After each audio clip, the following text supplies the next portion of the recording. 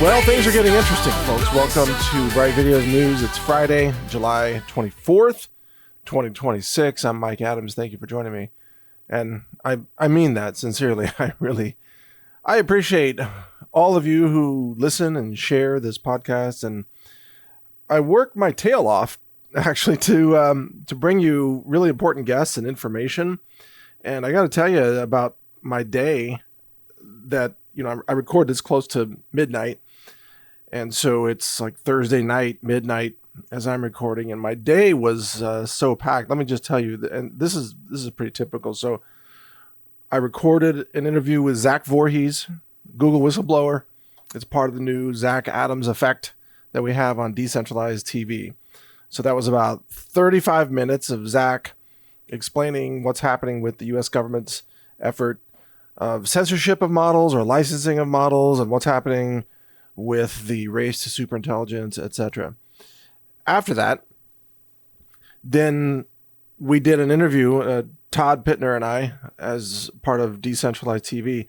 We interviewed my good friend, Robert Scott Bell. And so that was a segment about health freedom and taking back your own health sovereignty. We talked about the germ theory versus terrain theory quite a lot, and many other things like growing and harvesting and making your own natural medicine, and why the medical establishment doesn't want people to be able to grow their own medicine, things like that. So that was a really great, hour and a half is what we did on that. And then actually earlier in the day, the producer for Daniel Davis, who has a really popular YouTube channel called Deep Dive, producer reached out, wanted to have me on his show again, because I did a show with him a couple of weeks ago about the food situation, famine stemming from the Strait of Hormuz. And Daniel said that show really got a lot of traction and it was very popular. I don't know. I have no idea why. I've been saying the same thing for years. I guess my message is resonating with people right now. So he wanted to have me on. And so I jumped on with him and did about 45 minutes also. And he told me off air that the way he found out about me, and thank you if you are this person, is he said that there's one of his friends at church, a woman who goes to his church, has been a longtime fan of mine. And she recommended that he reach out to invite me on. And so it's literally because of that woman that I've been on his show. So thank you, whoever you are. You have made a difference. You've connected us, and now we're doing shows together, and apparently getting a lot of visibility out there on YouTube, where I am banned. I can't do my own videos on YouTube. I've been banned for 12 years, but I can go on with Daniel Davis or other people, and then they will allow me to be on YouTube if I'm on somebody else's show. So, what a world we live in, huh? Then after I finished that show with Daniel Davis, which was really amazing, by the way, I think he said he's going to run that on Sunday. So you might look for that sometime Sunday at the Daniel Davis Deep Dive channel. Then I was invited on to the Maria Z show. And Maria, someone I've known for years, a great independent journalist and reporter, has an amazing work ethic, amazing intellect. She had me on to talk about, money laundering in the political parties and what's the real difference between Democrats and Republicans and the political fallout from the war, lots of things. And are we headed for martial law? Will we even have elections? So a very interesting conversation with Maria Z. And I think she says she's airing that on Sunday also.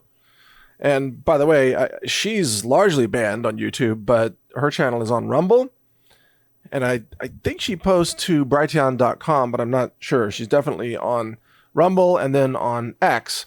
And then after that, okay, so, this is the way my day typically goes. Then after that, I was also invited on by Rex Jones, who is the son of Alex Jones, to join him for half an hour as part of Rex was filling in for Harrison Smith and hosting the War Room show, which is about a 3-hour show.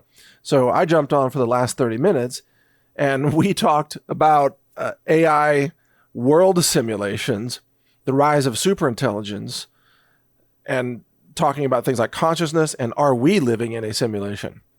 And so I had a really great time with Rex on those topics. And Rex is sharp. He's got a great memory, and I'm so glad that he's broadcasting and he's asking these questions. He's very active on X also. And he's become a very well-informed, pro-liberty American who's also completely fed up with the corruption of the system right now, which seems to be commonplace, right? Lots of people are, they've given up on the political system because of the sense of betrayal and corruption. It just seems pointless, to try to even do anything to many people. Anyway, that was a great segment, and it was broadcast live, so that's already at the, what is it? Alex Jones, what is it? AlexJonesShow.com. I think that's what it is. And also on Rumble. And also, I think on Brighteon. So multiple platforms there plus X. So anyway, and then on top of that, earlier in the day, I did a couple of podcasts. So I did 5 interviews and 2 podcasts. And I don't do that every day because I can't. I spend other days doing vibe coding. Like Wednesday this week, I did a lot of vibe coding projects, and I've got some new stuff coming up that's amazing. And I was also troubleshooting an LTO-10 tape storage system, which I think I have it fixed, but I'll know soon. And I was also, checking on my order of some new servers that use old server hardware that is from 2021, because that's where the memory is available, but the wait time on the motherboards is crazy long. And then I was also investigating which solar panels will maximize the inputs of a SolArc 18K 2-phase inverter, because it has I think essentially 3 inputs, and each of those inputs has a limit on how many volts or how many amps it can support. So I was trying to, I had AI actually. I pulled up Kimmy K3 for this project. I find Kimmy K3 is a great researcher. It's doing great. And I gave it the task of calculating the best configuration of how many solar panels, how many watts, how many can be connected in a series, and then each string in a series is then connected with another string in parallel. And what's the best configuration that will maximize the total maximum allowable input on the SolArc inverter, which is, I don't know, something like 28 kilowatts or 29 kilowatts. That's a lot. And I have to keep each string under 500 volts. I have to limit the number of amps to make sure, that I don't blow the line fuses, things like that. Anyway, I got the answer to that, and the answer turns out to be 600 watt panels or 595 watt bifacial panels anyway. And if you connect them all correctly, you will end up with 48 panels that produce 28,000 watts or 28,000 plus watts, which is just under the max. So those are the kinds of calculations that I'm doing to try to figure this out. And then I start thinking about heat generation. Like, I bet that's going to get hot. If you start maxing all the limits of solar hardware, you better start thinking about heat dissipation. So I started thinking about, heat exchangers and how to get rid of all that heat and things like that. So anyway, that's kind of the way my day goes. Rather typically, it's a lot of problem solving, a lot of interviews and podcasts, and then using AI to do various things from research or building new AI code. And then I get up and I do that, Monday through Friday. And then Saturday, I say in my mind, Saturday I have a day off. And then I get up and do all the exact same stuff again anyway, because that's what I want to do. So it's like Saturday is my day off, which means I still work as hard, but I'm under no timelines, no pressure except what I want to do. And then during all of this, anytime I have a chance, if I'm working with my hands or doing something, then I have podcasts on, and I'm listening to other experts. So yeah, I'll put on Daniel Davis, or I'll put on Chris Martenson, or I like to hear Larry Johnson or Colonel McGregor. There's a lot of experts in online to listen to for almost anything. I like to listen to Michael Ferris's show, Coffee and a Mic. He has a lot of experts on. I like to listen to economists, and then when I'm out exercising, I'm studying Chinese typically, and I'm really, I don't know why I'm telling you all this. I just thought I would share my day with you, but I found a new Chinese course, which is great. And because I've been through a lot of Chinese courses, and it's difficult for me to find the course that isn't it's not starting with basic level stuff, because that's not where I am. I need a Chinese course that is sort of intermediate, like conversational Chinese, but can help me expand my vocabulary and get stronger with my language skills from there. And it's actually pretty tricky to find courses like that. Most courses start with the basics, like Chinese for beginners, and then a lot of Chinese courses have very bad English pronunciation, because the teacher is Chinese, which is great for the Chinese part, but then when she's pronouncing English, it's pretty bad. And that's when I often realize that my Chinese pronunciation is much better than their English pronunciation, which, look, I'm sorry to be judgmental, but it's just true. And by the way, most Americans who learn Chinese don't pronounce it well at all. At all. And that's because they mess up all the tones. But if I say, like in Chinese, I say, 我的中文的发音不错. Those of you who can hear in Chinese, you're like, yeah, that's actually not bad, because it's the tones, it's the intonation that matters. And anyway, that's what I'm up to these days. And then I tune into the news and listen to the end of the world coming, and Trump doing some other crazy escalation, and get more news about more ships on fire in the Red Sea or the Strait of Hormuz. Like, yeah, pretty much just what I thought. Now, let me tell you what I have coming up, because you're going to love this. Former Congressman Dennis Kucinich will be joining my show sometime in August. So that's coming up. And then I've got an interview coming up with an innovator of an encrypted messaging app that is end-to-end encrypted and decentralized. Blockchain driven. It's kind of like the Signal app, but it doesn't go through central servers. And it supports voice messaging as well as calls. So that should be pretty awesome. I've got some other high-level guests coming in that I don't even want to say their names right now, because they're so well known that if I say their names, I don't want to jinx it. Is all I'm saying. So that's coming up, and I think you're really gonna love that. And then finally, today's featured interview, which is a decentralized TV episode, is an interview with a lucid dreaming expert and author named Robert Waggoner. And you're gonna love this. I saved this for Friday today, because I thought you might want to practice some lucid dreaming over the weekend. And I've also got a special report here about how consciousness is widespread, where I might run a report about what I call your radius of compassion. So today is going to be a very interesting day, not the usual kind of broadcast.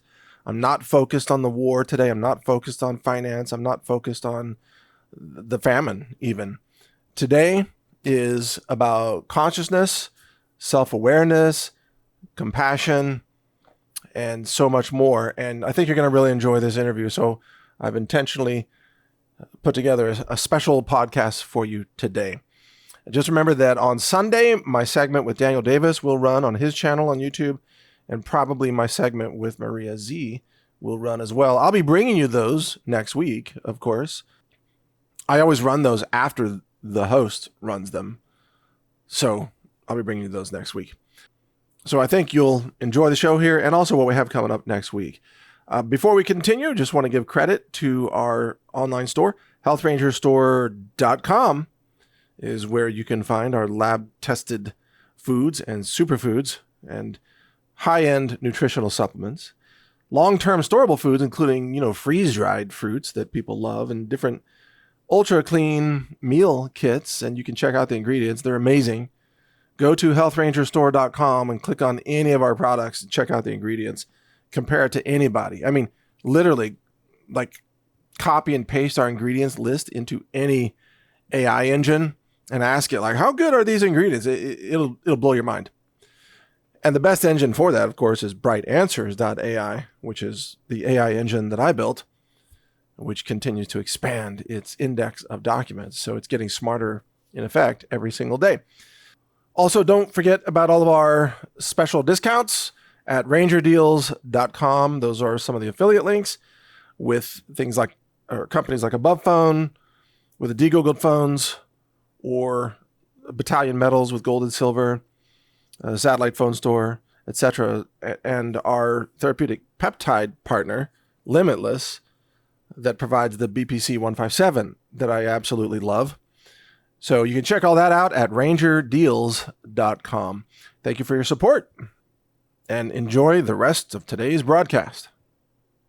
An interesting measure of real intelligence is the radius of your circle of caring or compassion about other sentient beings.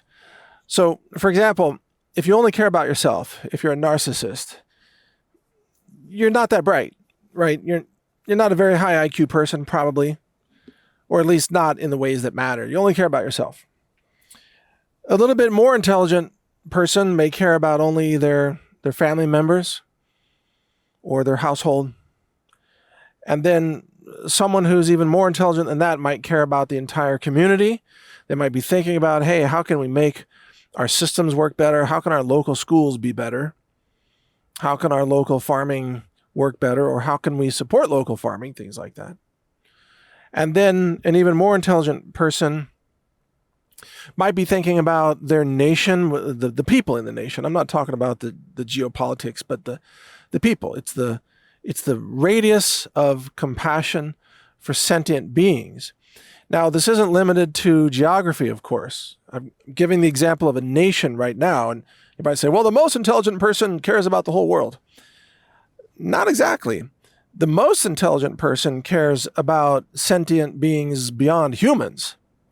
That's my point. So you can, even if you just care about the animals in your county, if you care about the other animals, if you care about the well-being of the dogs and the cats and the wild animals and so on, and the plants and the ecosystems and the forests, then you're the highest intelligence so far in this spectrum.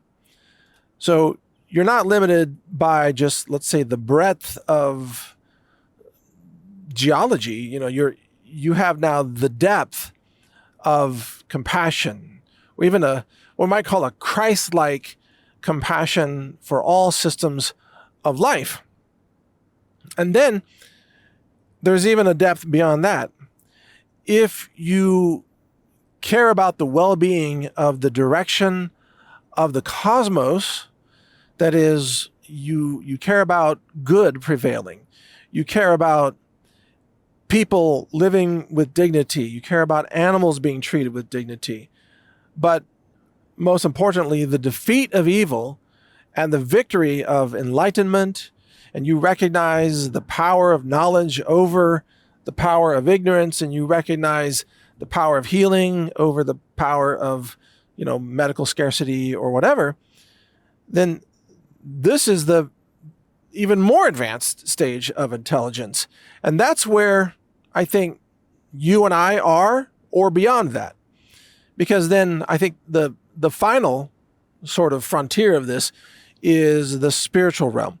Do you care about the spiritual well-being? Do you care about the mission of why people are here and the role of animals in this realm and what they are thinking, what they are seeing? Can you view the life of an animal through the eyes of an animal? Can you see the life of a person through their eyes and through their experience? Do you understand that we are all connected? I guess that would be the highest intelligence, is to understand that we're all connected. We're all different expressions of the same God mind, the same creator. We're just different expressions. When you can see yourself and others, then you have the highest intelligence. When you cannot, when you think you have to destroy others in order to protect yourself from them, which is the way some ethnicities think, some religions think, some countries think, etc., then you're very low IQ. So those who start wars are very low IQ. Oh, let's just bomb them. Let's destroy them because they are a danger to us. It's the separation. Separation is low intelligence. Understanding the commonalities, understanding the union, the oneness, actually, is the highest expression of intelligence. And we are not just connected to each other, other humans. We are connected through all living systems. In fact, we're connected to all physics, to all matter, the observer effect, the collapse of the wave function because of the observer. We are connected to the cosmos at the level of atomic physics, or even subatomic physics, actually. That's how connected we are. And recognizing that level of how we are intertwined and how we impact each other, that's the highest expression of intelligence. So once you understand this principle, you realize that some of the wealthiest people in our materialist world are some of the lowest IQ people of all, because all they did was they spend their whole lives accumulating wealth for themselves by taking it from others, because they thought they were separate. And so they will live their lives and they will even die with a giant pile of money that has no purpose for the betterment of the world, that has no real impact on the world, because simply collecting money does not change history, does it? It doesn't make the world a better place. It doesn't express compassion. It doesn't materially improve or even spiritually improve anybody else's life. Just collecting material wealth for yourself is a pointless exercise, and it is a wasted life. But living life in service of others because you recognize that you are not separate from them, that's a life worth living. These are really, these are timeless principles, obviously, things that Gandhi taught, and things that Christ taught, things that Buddhism even teaches, and other world religions. To live life in service of others is really the highest achievement in this life. And now it doesn't mean that you can't earn money in the process. You probably have bills to pay. You probably have projects that will require money in order to build them. I do too. Building a little data center, it's not free, right? Computer hardware is not free. Hiring people is not free. Manufacturing clean food, it's not free. It costs something. But it's done in the service of others around us. What's the slogan of my online store, healthrangerstore.com? What's the slogan? Healing the world through clean foods. See, in that slogan, what that captures is the realization it's not just about selling clean foods. We didn't have a slogan that's like, the world's largest distributor of clean foods, because that's not the goal. The slogan is healing the world through clean foods. That's the goal. How do we heal the world? Well, one way is we reduce people's exposure to toxins, toxic heavy metals, lead and cadmium, etc. Reduce exposure to glyphosate, reduce exposure to dioxins and other toxins in the food. So that's what we do, healthrangerstore.com. We test. We have a massive lab, mass spec laboratory, multiple mass spec instruments, and we do the testing. And we are an ISO accredited laboratory and a GMP compliant manufacturer. But the goal is to help heal the world through clean food.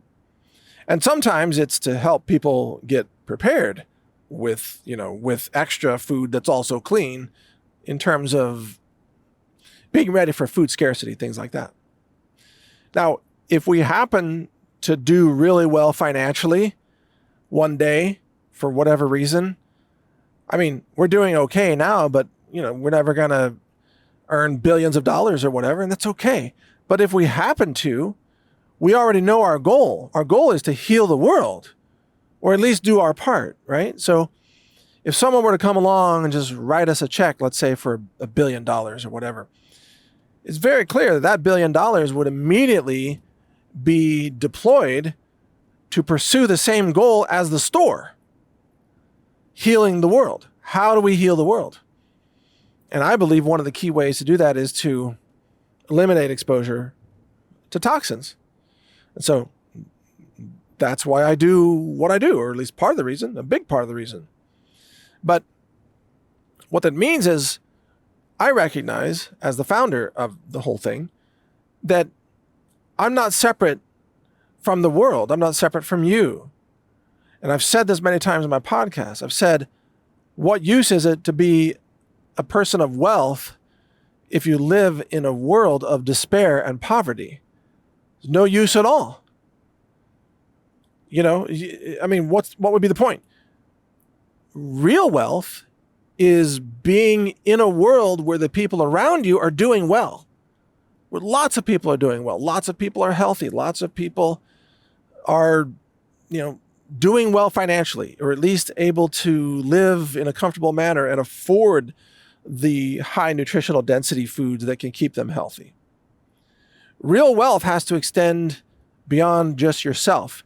It's the wealth of the world around you doing well, or maybe abundance is a better term. Real abundance is about much more than just yourself. That radius of abundance has to extend way beyond you. And to me, my radius of abundance easily encompasses the entire planet. And that's why a lot of times I talk about things like, I want people in Russia to do well.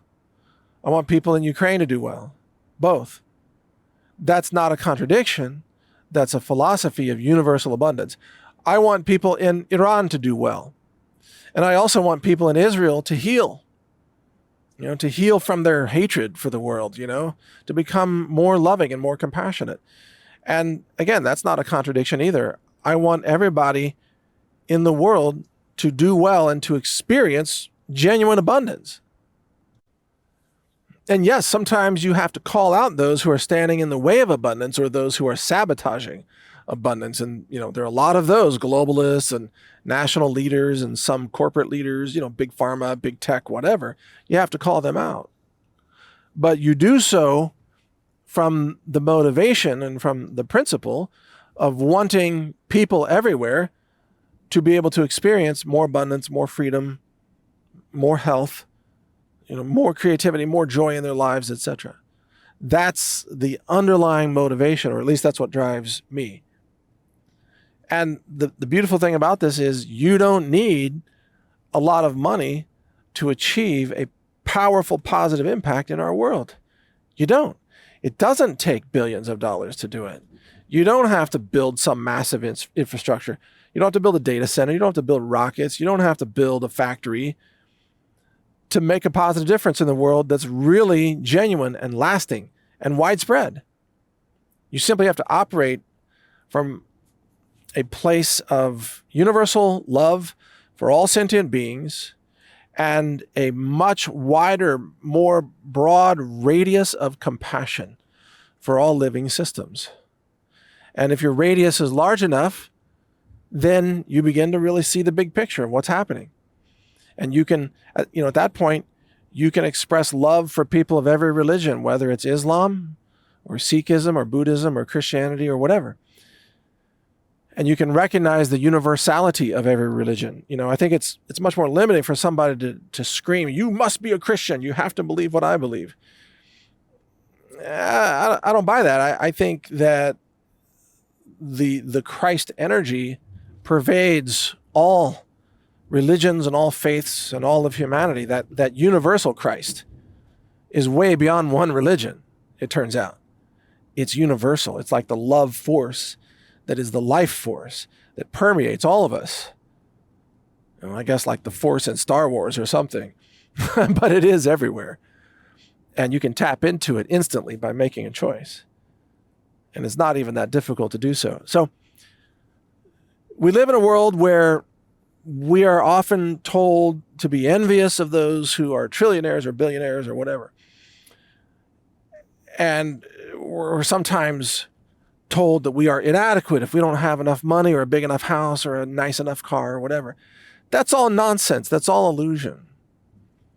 Be a good person and expand your radius of compassion, and you will have more of a positive impact than the wealthiest person in the world. It really is that simple. Don't make it overly complicated. Just operate from a place of principles and values that are pro-human, pro-Christ, pro-love, etc.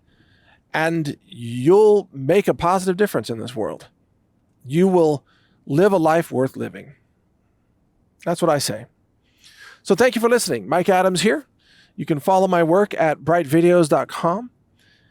My articles are at naturalnews.com. You can follow me on X at Health Ranger or brighteon.social Health Ranger or Telegram. I'm at Real Health Ranger. And if you want to support my online store of clean foods that help heal the world, that's at healthrangerstore.com. So thank you for your support.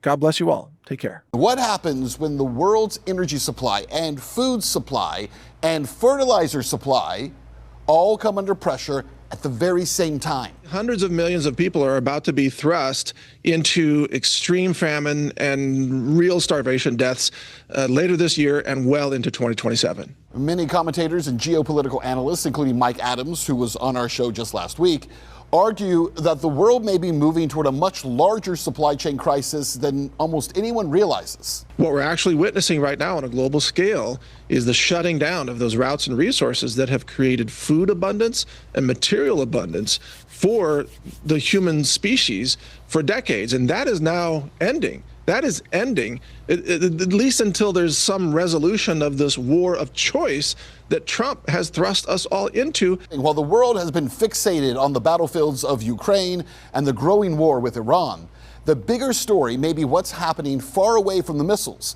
Because modern wars aren't just fought with tanks and drones. They are fought through shipping lanes, energy, fertilizer, and of course, food. Every major piece of the global food system depends on infrastructure, the natural gas plants that produce fertilizer, the export terminals that load grain, the ports that move cargo, the shipping choke points that keep global trade flowing. When that infrastructure comes under attack, the damage does not stay local. It ripples across the entire world. The war in Ukraine has already disrupted grain exports, fertilizer markets, and energy flows for years. Recent reports also indicate that Ukrainian strikes have targeted infrastructure linked to Russian grain storage and exports. Listen to this. What the Ukrainians are doing is they're attacking Russia's wheat production, their ability to move large numbers of goods of wheat to the international market. And then if you add that with the ongoing agricultural shutdown because of the Strait of Hormuz, we are talking about global famine conditions happening in real time, and we're heading into it right now. This is a very big deal because Russia remains one of the world's largest wheat exporters. So when warehouses and ports or export facilities are damaged and attacked, less food reaches global markets. At the same time, the Houthi campaign that's happening as of today in the Red Sea continues to threaten shipping through one of the world's most important maritime choke points. That pressure extends to traffic moving through the Suez Canal, forcing many ships to take longer, more expensive routes around Africa. Now, the conflict involving Iran, that's put another critical choke point, the Strait of Hormuz, under intense scrutiny. Roughly 1/5 of the world's oil supply passes through that narrow waterway. And there are reports of fires and explosions affecting energy infrastructure in the Gulf region. raising concerns about the resilience of global LNG supplies. See, Qatar's Ras Laffan complex is the largest liquefied natural gas export facility in the world. If major LNG export capacity were to be significantly disrupted, the consequences would extend far beyond higher electricity bills, because energy is food. Without natural gas, you don't just lose electricity, you lose fertilizer.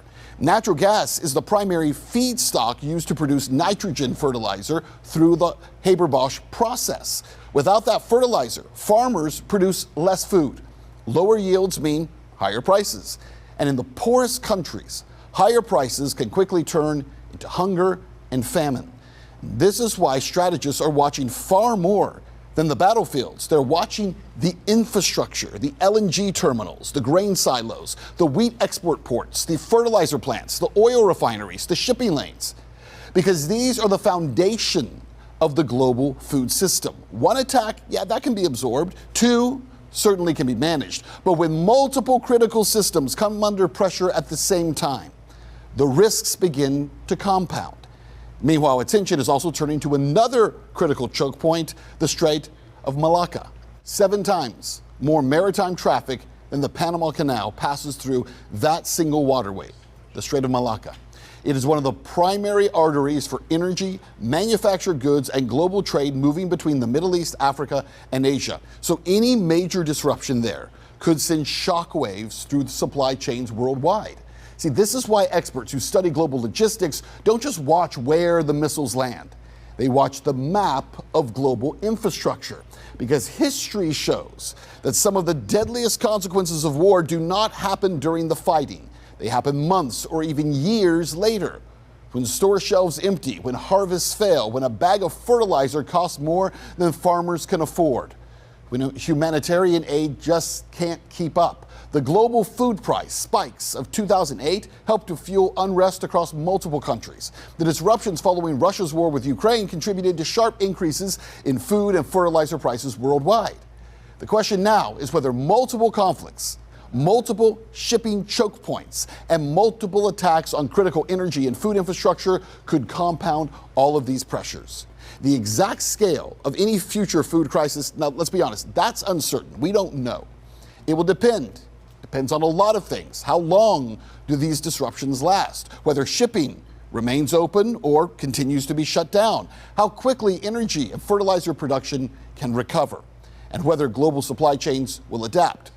But make no mistake, the risk here is very real. The United Nations has repeatedly warned that war, economic instability, and climate shocks are already driving record levels of global food insecurity.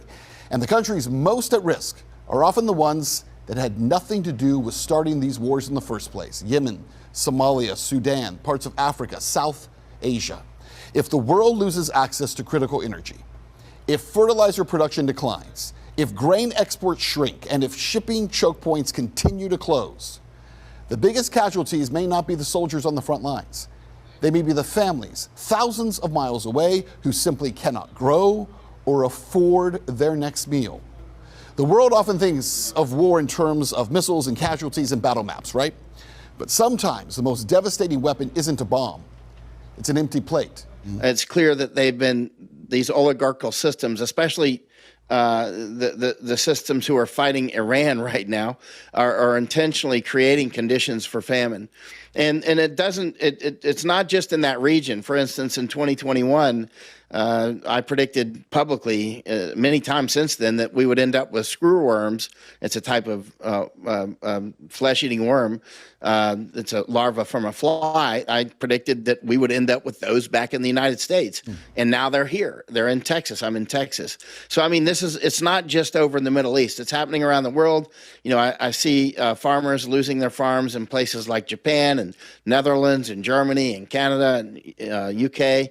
I mean, it's quite global, and it's a comprehensive program to reduce the population, which includes actually the fake vaccines, the death jabs. These are all part of that larger war to depopulate.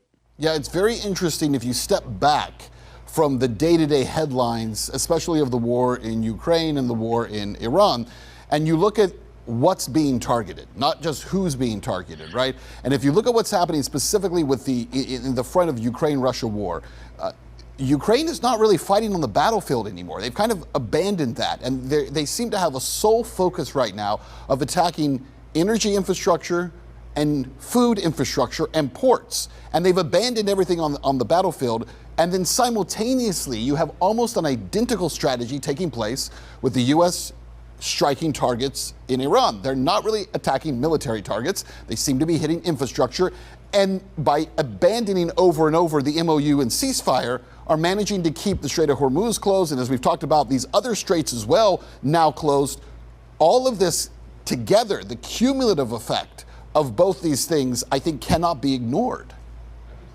No, in fact, again, when Nord Stream was attacked, which I had predicted in writing many times in advance. In fact, I went to the BASF plant in Ludwigshafen, Germany, twice before the Nord Stream attack. My wife Masako and I went there specifically because we thought Nord Stream would be attacked. In fact, we were publishing that. And in fact, we bought an iPad that there was a website where you could track how many cubic meters per second were flowing through the pipelines to Nord Stream. And there we were, 14 days before the attack on Nord Stream. We were at the BASF plant in Ludwigshafen, and then boom. I have two suspects on who blew up Nord Stream. It was either the United States or space aliens. It's quite clear who's doing it. Now, keep in mind, that's not all just an attack on Russia/Germany, because that doesn't fit the fact pattern. In a broader fact pattern, for instance, the Groningen gas field was also shut down, right? Yes. Or the screwworms here, or so many farmers around the world that are unrelated to the Russia-Ukraine war or the Iran war, being knocked off their farms. So this is about population reduction, including, and not only that, but the famines will create a lot of HOP, human osmotic pressure. Human osmotic pressure is the push and pull of migration.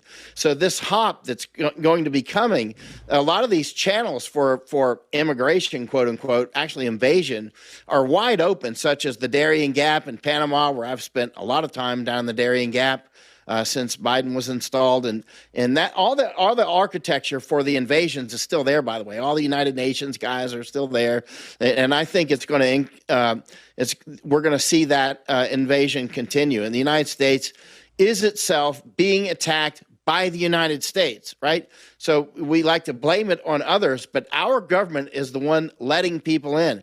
Our government is the one that let the screwworms come back. Our government is the one knocking farmers off their farms, right? So it's not all about Iran. It's not all about Russia. Our government is toxic to us. Well, and our government is the one that started the war with Iran. Our government is the one that continues to keep that Strait of Hormuz closed at this point. But I also want to ask you this. So you mentioned migration and the effect of that as well. One of our producers in our editorial meeting today was talking about the fact that you have all these Gulf states that are being struck right now by Iran, and that there is a side effect to this that almost no one is talking about, which is the fact that they're about 30% of the population in a lot of these Gulf state countries are essentially indentured servants from India, from Pakistan, from very poor parts of the world.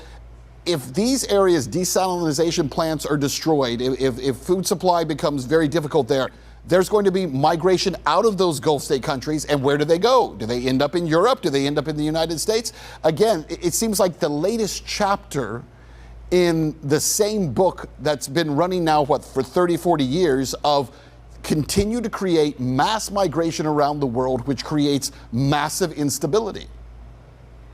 Yeah, and I think actually that those countries will be sort of destroyed. As you know, hit the desalinization plants, and that's one-stop shopping. Keep in mind, the Greater Israel map includes taking a lot of Saudi Arabia, all of Jordan, a lot of Syria, taking Egypt, part of Turkey, of course. They're genociding Lebanon right now, just like they've done to Gaza. But if you look at the Greater Israel map, that'll take them all the way up to the Euphrates, which if you look at the old maps of the the Baghdad to Berlin Railway, which goes out by Basra, actually. It goes right there by the Euphrates, right? Mm-hmm. This is all about routes and resources. And keeping in mind, the number one resource is human resources. Mm-hmm. That's the number one resource on planet Earth, because with human resources, you can take the other resources. But I think that we'll probably end up seeing, I call them the 1922 synthetics, Kuwait, Bahrain, UAE, Percy Cox drew his map there in roughly 1922. There was different dates. But anyway, I think that those countries will eventually actually be sort of dismantled. And of course, as you just mentioned, Ben, it's not difficult. All you take out those desalination plants and things will change. Yeah, well, people can't survive. And it's so interesting that the U.S. would first target that kind of a plant in Iran, where Iran is less dependent on it than virtually every other Gulf state nation. But they made every other Gulf state nation a target for the same kind of retaliation. Everything that's happening in this war so far, and we're short on time, but everything that's happening so far just feels like it doesn't fit with any kind of common sense, any kind of military strategy. Everything about it feels like it's pushing us towards something unspoken. I'll give you the last word. Oh, yeah. I mean, it's exactly what I've been publishing on my Substack. Like I published in July of 2025 that I thought that the Zionist forces would close Hormuz and blame Iran. I mean, it's pretty obvious. And I think, poking Iran by hitting their water infrastructure is to provoke, Iran to take out the desalination plants, because they would rather Iran do the coup de grace and blame Iran, right? And then eventually take those states and their routes and resources.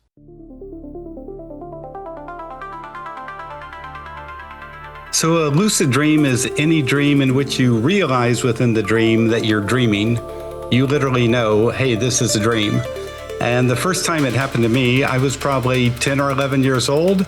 I was in my public library looking at books, and suddenly I see a Tyrannosaurus Rex walking through the book stacks.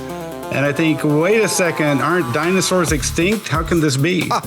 So in lucid dreams, oftentimes you can use it to improve or promote emotional healing as well as physical healing. People use lucid dreaming, therapists use lucid dreaming to help people who have recurring nightmares, normally from post-traumatic stress disorder.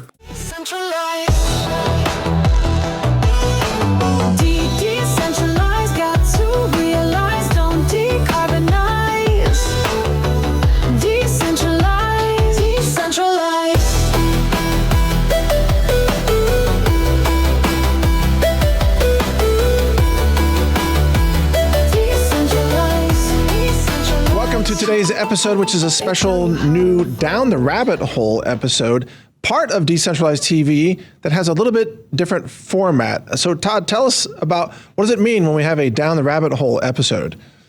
It means it's an episode that isn't necessarily dedicated to decentralized living, but man, oh man, is the guest interesting. And, we needed to create a category to where that we could keep everyone interested in. And I'm just excited as heck. This is going to be fun because now we can, break out of the just decentralized living and bring a lot of guests and topics and ideas to the table that I think people are going to love. Yeah, well said. I would also add that this interview may not be as practical as what we normally do. And also, as a disclaimer, there may be points that are presented that Todd and I don't agree with, and that's totally okay. But we think overall, the content is worth your time and attention to consider. So enjoy this episode of Decentralized TV, Down the Rabbit Hole. Welcome to today's interview here on Decentralized TV. And have you ever awakened in a dream and realized that you were dreaming? That's called lucid dreaming. And once you're in that state, you can actually assert control over what happens in the dream. Once you realize it's a construct that your mind is creating. So that's called lucid dreaming. And we have a special guest today who is an expert and an author in that area. And so we're going to explore consciousness and dreaming and other worlds and all kinds of interesting things today. So Todd, welcome to the show. Hey, isn't it cool to have a guest on this topic? Oh, I love it. I love it. I presume this is going to be a down the rabbit hole episode. Definitely, and, yes. Yeah, and you know, the cool thing is when you first brought up lucid dreaming, I reached out to you and I'm like, wow, we should find a guest that just sounds fascinating to me. Oh yeah. So you immediately identified the right guest who we're gonna bring on here shortly. And so I started my research way back when because we were going to have him on a while ago.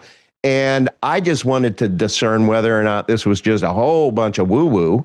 No. And I took a deep dive and I'm like, holy cow, this is like legit, you know? So I can't wait to dive in here because this is like, you know, the Matrix in pajamas. Yeah, it's not only legit, it's one of the most empowering experiences that you can have as a human, in my opinion, as someone who has done a lot of lucid dreaming. So let's bring in our guest. Robert Waggoner is the author of a couple of books, and his website is lucidadvice.com. Welcome, Mr. Waggoner. It's an honor to have you on the show today. Oh, great to be here. Thank you. Well, thank you for joining us. And so we have never interviewed a guest on this topic, so we're really thrilled to have you here. So let's just start from the beginning for our audience. Can you tell people what is lucid dreaming? So a lucid dream is any dream in which you realize within the dream that you're dreaming. You literally know, hey, this is a dream. And the first time it happened to me, I was probably 10 or 11 years old. I was in my public library looking at books, and suddenly I see a Tyrannosaurus Rex walking through the book stacks. And I think, wait a second, aren't dinosaurs extinct? How can this be? and at that moment, I realized, oh, the only explanation is this is a dream. I'm dreaming this. And so I became lucidly aware. And then I told myself, well, if this is a dream, I can wake up. And I told myself to wake up, and I woke up. So that was my very early introduction as a 10-year-old to lucid dreaming. That is really cool to hear, but something is critical about what you just mentioned there. You realized that because you saw a Tyrannosaurus Rex that you must have been dreaming. And yet, very often when people attempt lucid dreaming, they discover that their brains will justify the strangeness that they witness. They will say, no, I'm not dreaming. It must be a man in a costume of a dinosaur or something like that, right? Right, exactly. And so that really is something that you learn to deal with as you go on later. There's something we call reality checks that might help you work through that quandary when you find yourself facing those kind of questions. So Todd, don't you love that phrase, reality checks? Because that's what we need to do every day in our waking days. Yeah, that's right? true. That's true. Yeah. Hey, Robert, is the key difference simply this? Normal dreaming happens to you, but lucid dreaming happens with you awake inside it. Right. When you're lucidly aware, you are now relating with awareness to the dream experience. You literally know, hey, this is a dream. And so at that moment, you can begin to decide what it is you want to do, what is it that you want to explore. It's an open platform for inner exploration. So it's a serious field of exploration? I mean, oh, yeah. In the not around merely imagination? You know, this has a deep scientific research background from ever since 1980. That's when the evidence came out that showed that lucid dreaming existed.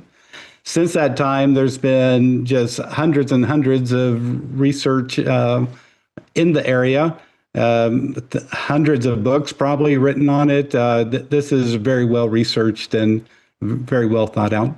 Well, but I do have to push back a little bit because, as Mike knows and our audience knows, I worship the white coats. I love physicians who prescribe medications. And I will tell you, I went to my physician and I asked them to prescribe me Ambien with 40 milligrams of Lucid, and they denied it. They denied it. Different kind of dream there, Todd. There we go. And then I woke up. Yeah, right. So, but the reason this is not just a curiosity, in my opinion, this is something that's actually therapeutic, and I'd love you to speak to that because, you know, I began lucid dreaming decades ago. The first book I read was by Stephen LaBerge. I don't know how you pronounce his name. Decades ago, and learn techniques for maintaining the lucid state, which is always the hard part for me. And the therapeutic benefits of this are rather extraordinary. Can you speak to what's known, across the industry? Sorry about it's raining here right now, but and I'm pretty sure that's not a dream. It's actually raining. So can you speak to the therapeutic benefits? Right. So in lucid dreams, when you realize within the dream you're dreaming, oftentimes you can use it to improve or promote emotional healing as well as physical healing. Where you see this most commonly in the literature is people use lucid dreaming, therapists use lucid dreaming to help people who have recurring nightmares, normally from post-traumatic stress disorder. So the people have recurring nightmares over and over. And the first evidence came out in 1982. There was a therapist in Ohio, Gordon Halliday. He had 2 clients who had recurring nightmares from PTSD. He realized that he could teach them both to become consciously aware within the nightmare at some appropriate point. And then he asked them just change one thing in that recurring nightmare. And so both of them that month were able to become lucidly aware in the recurring nightmare. They changed one thing, and then something amazing happened. Their nightmares basically ceased. And so that's the beautiful thing about lucid dreaming. Oftentimes, just the realization, just the understanding is enough to result in ending those recurring nightmares. And a lot of people, because of the recurring nightmares, they were the ones who had to, drink or take substances to allow themselves to sleep. And so now the fact that they could sleep because they didn't have the recurring nightmares just allowed them to return to their normal lives more quickly. There's something really fascinating about the therapeutic effects of just realizing that the dream world is a projection of your own mind, and usually subconscious, usually without awareness that that's what's happening. But once a person realizes that, then it's so empowering, right? As you just mentioned, if you can change just one thing. Right. It's even interesting in many of these research reports that they also found out that those who didn't even become lucidly aware, just by understanding the idea of lucid dreaming, reported fewer nightmares. And it's also interesting that the number one technique used for recurring nightmares is called imagery rehearsal therapy. So it's a therapy that doesn't even require lucidity. It's something that you do in your head during the day, but it's based on lucid dreaming principles, and that's how it came into being. So just understanding that you have some sense of agency, some sense of control, some sense of influence, that's enough to make a change with these people who have PTSD. But people have gone beyond that. Lucid dreamers have, to use lucid dreaming for things like phobia, to overcome anxiety, to overcome other issues. In fact, I remember receiving, after my first book came out a few years later, a young guy wrote me and told me that he had been a meth addict. And when he was in rehab, he saw my book on his drug counselor's desk and asked to read it because he was bored out of his mind. And he said he got to this part in the book and began to see that, lucid dreaming might be able to help him. And I remember how he told me that in one lucid dream, he was interacting with his unconscious mind, his inner self. And his inner self asked him, would you like to see what your life is going to be like if you continue using drugs? And in the lucid dream, the young man said, sure, show me. And he said for the next 10 minutes, it was like a video of all the people he would hurt, all the damage he'd do to his body, all the mayhem that he would cause. And he said when he woke up from that lucid dream, he decided to go cold turkey. And he was writing me 2 years later because by then he had completed his associate's degree at a community college. And he knew that to do that, he'd have to be clean for at least 2 years. And so he's just writing to tell me what an incredible tool lucid dreaming was that's available for anyone for free to engage their inner resources to begin to change their life. Hey, Robert, I did I didn't buy your book, but I was so fascinated by it, but it intimidated me because it's really, really thick. But I did buy the Audible version, and I went for a lot of walks, and I listened to a lot of things. And a little bit later, I'd like you to talk about how the use of hands can help us get into a lucid dream state. But before we get there, this is where the interview gets weird. Robert, based on your book, my research, you often encourage people to ask questions inside lucid dreams. So my question is, who or what answers? Right. That's an amazing thing. It was about 10 years into my lucid dream journey. I was part of an explorers group where every month we had a goal to achieve. And one month the goal was find out what the dream figures represent in your lucid dream. And so I became lucid, followed a woman into an office, remembered the goal, walked up to a man in a three-piece suit, and I asked him, "Excuse me, what do you represent?" I expected the dream figure to respond, but instead, from high above him, a small voice gave out a response. And I looked up and questioned the response, and then it gave me the full response of what this gentleman represented. So it was that after that lucid dream, I realized maybe there's an awareness behind the dream.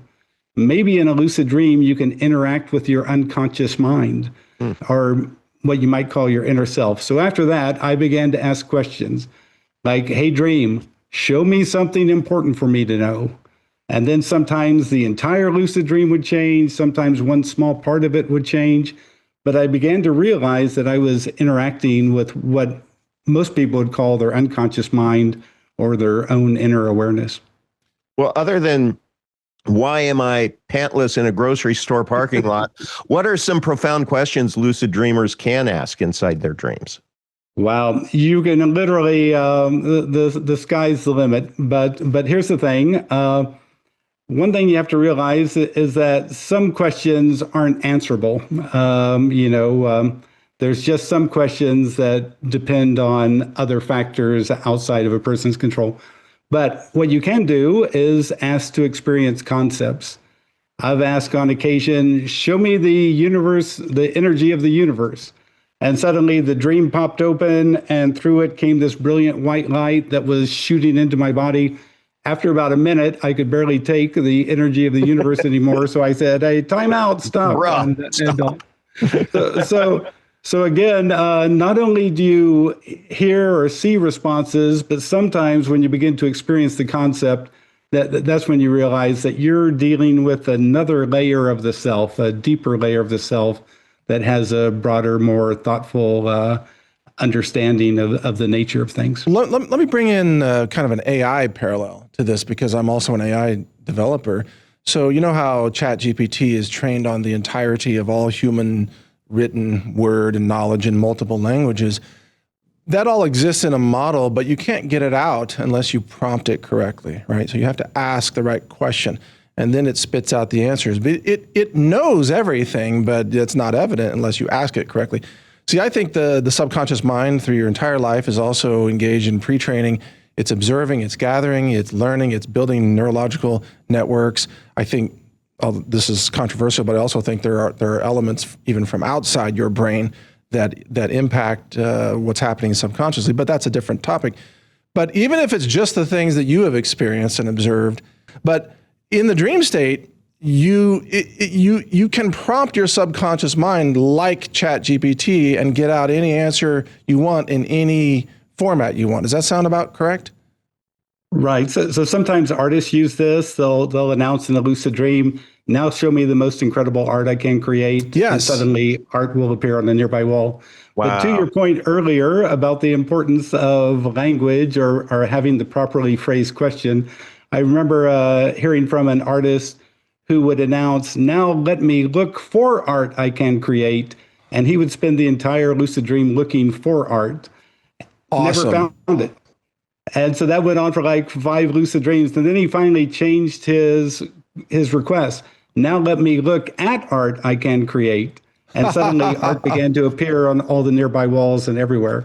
So again, just by changing the request from "now let me look for art" to "now let me look at art," the lucid dream just changed dramatically. So you're right. The exact phrasing of the wording is to your request is super important. That's really key, and I want you to plug one or more of your books, because you go through techniques of how people can achieve this, which may be one of the burning questions. But what's a good starting point for people to learn how to dream with awareness? Right. So every night we spend about 2 hours in the dream state. So first you want to start to become aware of your dreams if you haven't already. So start a dream journal, start writing down your dreams. The way that I began all those 50 years ago was I began doing this each night before I'd go to sleep. I'd look at my hands while telling myself, tonight in my dreams, I'll see my hands and realize I'm dreaming. Tonight in my dreams, I'll see my hands and realize I'm dreaming. I would just repeat that over to myself for 4 or 5 minutes as I prepared to fall asleep. And I do it for about 5 minutes.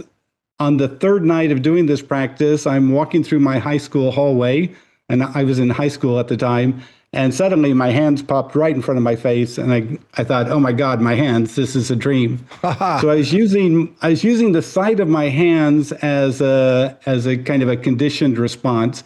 Whenever I saw my hands, the first thought would be, this is a dream. And that's how I began to get into lucid dreaming, was through this technique that I basically developed after reading a book by Carlos Castaneda. That's awesome. What technique, and maybe it's that technique, but across all the feedback you've received over the years, what single technique has been the most reliable to get in to enter the awareness state?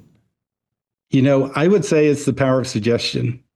Just before you go to sleep, something like, tonight in my dreams, I'll be more critically aware. And when I notice anything strange, I'll realize I'm dreaming. Tonight in my dreams, I'll be more critically aware. And when I notice anything strange, I'll realize I'm dreaming. Because when you think about it, there's so many strange things that happen during the dream. And if you can up your critical awareness just a little bit, then you can prompt yourself into lucidity. Instead of accepting that the King of England is walking down the sidewalk and just accepting that and explaining it away, you go, wait a second, that's too strange. What's he doing here in my town? Oh, this has to be a dream. That's what you want. Greater critical awareness, more mindfulness. That'll push you into having more lucid dreams. Well, Robert, for the life of me, I've never been successful at remembering dreams. So what is the best way to bring useful dream insights back into the waking life? Right. So I think it helps to have a goal. So there's something I call lucid light, like LITE. Just before you go to sleep, tonight in my dream, show me one simple thing that will improve my health. To me, that would be a dream incubation. Tonight in my dream, show me one simple thing that will improve my health. Then you have a reason to recall your dreams. Then you have a reason to get back on the horse or get back on the path. So that's what I would do. Just incubate something fun. Tonight, show me a dream that will increase my spirits and happiness. Whatever it is, something like that can get people back on the path. So for me, tonight I could go to bed and I could say, tonight I want to see Mike solving a Rubik's Cube while tossing kettlebells in a grocery store. You're dreaming right now. There you go. But that's a great example, because see, I think what Robert is speaking to is that most of us fail to question reality during our waking life, and that becomes an ingrained habit of simply accepting all of the experiences as if they are real. If you carry that habit into your dream, you will explain away every crazy thing that happens. And that's not the way to lucid dream, right? So go ahead, Robert. Yeah. Right. You have to if you begin to examine and explore waking life more, then you'll carry on with that same sort of characteristic in the dream state and become more likely to become lucidly aware. I don't know if I got really good at this, if I'd ever want to wake up, man. You know what I mean? Well, I have a question about that. Yeah. In the lucid dream in particular, my experience has always been that I'm not limited by the sensory experience of my eyes or my ears or whatever. So the visual acuity in the dream is far more real than it is in the real world, in like a higher resolution, you could say, you know? And so all of the sensory experiences in the dream are more intense, higher resolution is the way I describe it. What do you hear from people? Because I'm sure I'm not the only one who has this experience. What do you hear? Yeah, normally that's what you do here. Visually, it's much more intense. The colors are more profound. Yeah, the colors. It's just high def all the way. Yep. And also sometimes when you're experiencing concepts and things, also the experiential aspect of it is just off the charts. Yes. Well, and Todd, let me just share with you and our audience kind of what that's like. So suppose you took a leaf of a plant, okay, and you put it under a microscope and you zoomed in to 200x and then 500x, and you could see all the cells of the leaf. But imagine if you didn't need a microscope, that you just look at a leaf and you can already see that resolution. That's what the lucid dream is like, looking at a leaf. You could actually get so deep into it that you could, like, you know, make a room out of part of it, right? You could move a couch in there, fall asleep, daydream. Just saying that everything is more vibrant and and even emotionally. So, you know, Robert, the other thing I've read of other people doing some rather bizarre types of experiments, which I don't recommend. For example, some people have tested their dream by, cutting off a hand or something. I absolutely do not recommend trying that, because what if you're wrong? But isn't that true that there are, some experimenters that go to some pretty crazy places?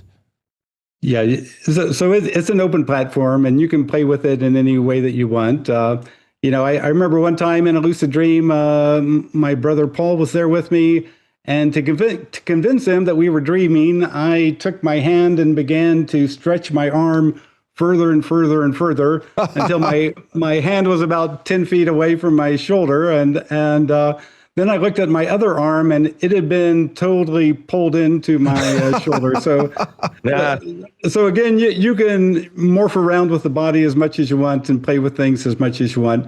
But again, the important thing is to understand that your beliefs and expectation, your focus and intent really matter. Yes. And if you believe something's impossible, then it functionally becomes impossible.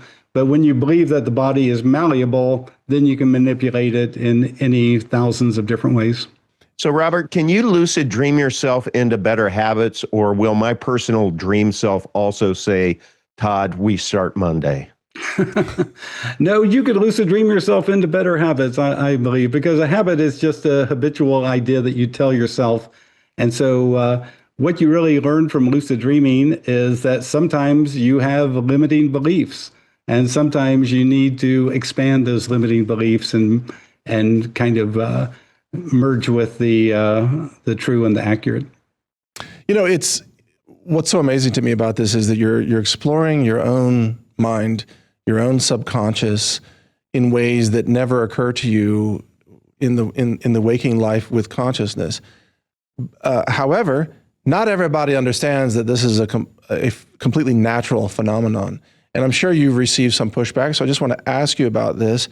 There are probably some people out there who think that the practice of being aware in your dreams is somehow, I don't know, demonic or something, which is crazy.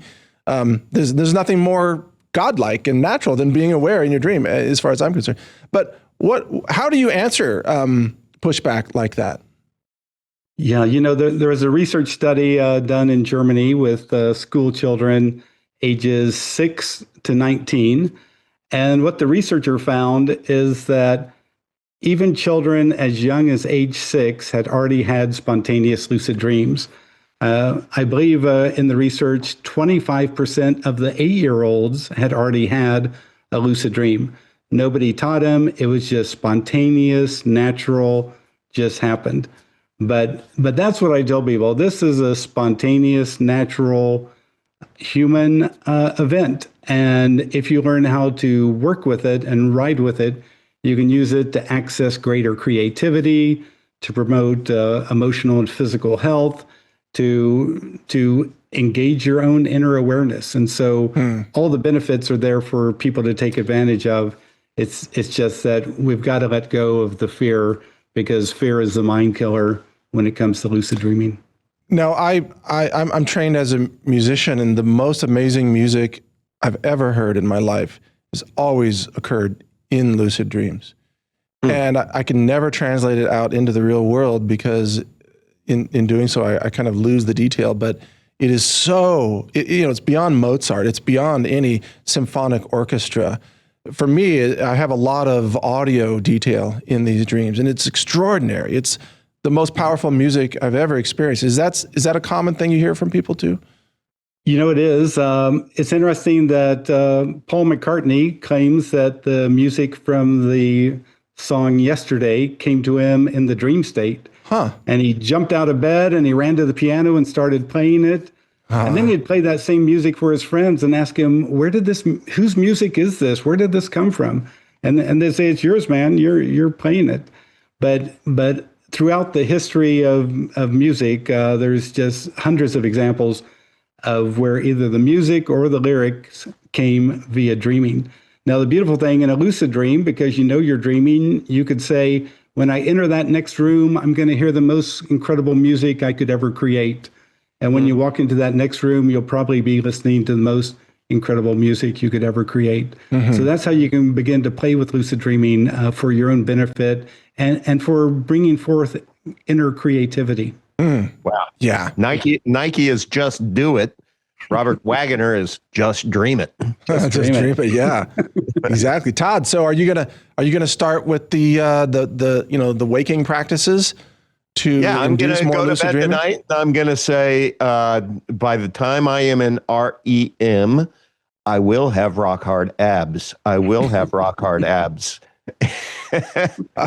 we'll see. We'll give it a shot. You can have anybody you want in your dream.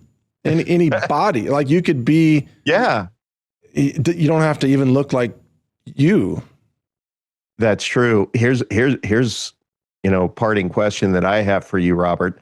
If you become lucid and you immediately summon a cheeseburger, have you failed spiritually or succeeded beautifully, Robert? I think you've succeeded beautifully. And the next best thing, take a bite and see if that dream cheeseburger tastes as good as the waking cheeseburger. Okay. Oh, it will. It will. Yeah, and that's the other thing is that you can use the lucid dreaming state to partake in things like that you might not want to do in real life, right?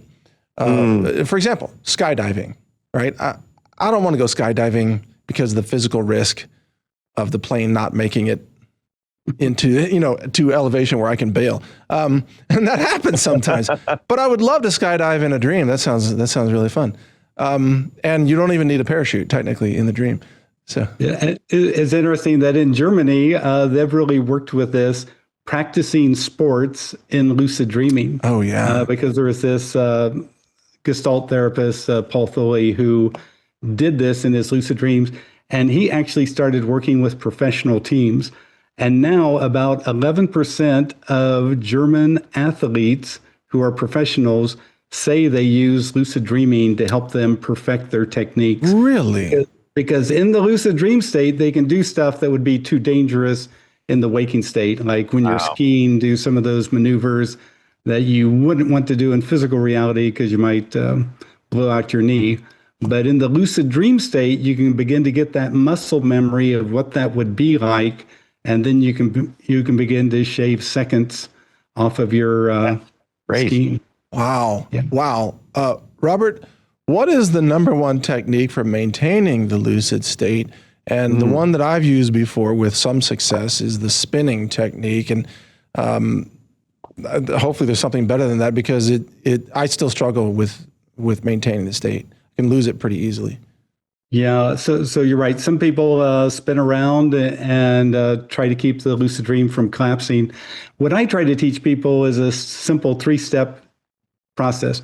First, don't get too excited. If you get too excited, you're going to wake up. So tell yourself to stay calm. The next thing you want to enhance your state, and so you might rub your hands together in the lucid dream to make that state seem more real, or touch a nearby object, kind of ground yourself in the state. But you want to enhance the enhance yourself in that lucid dream.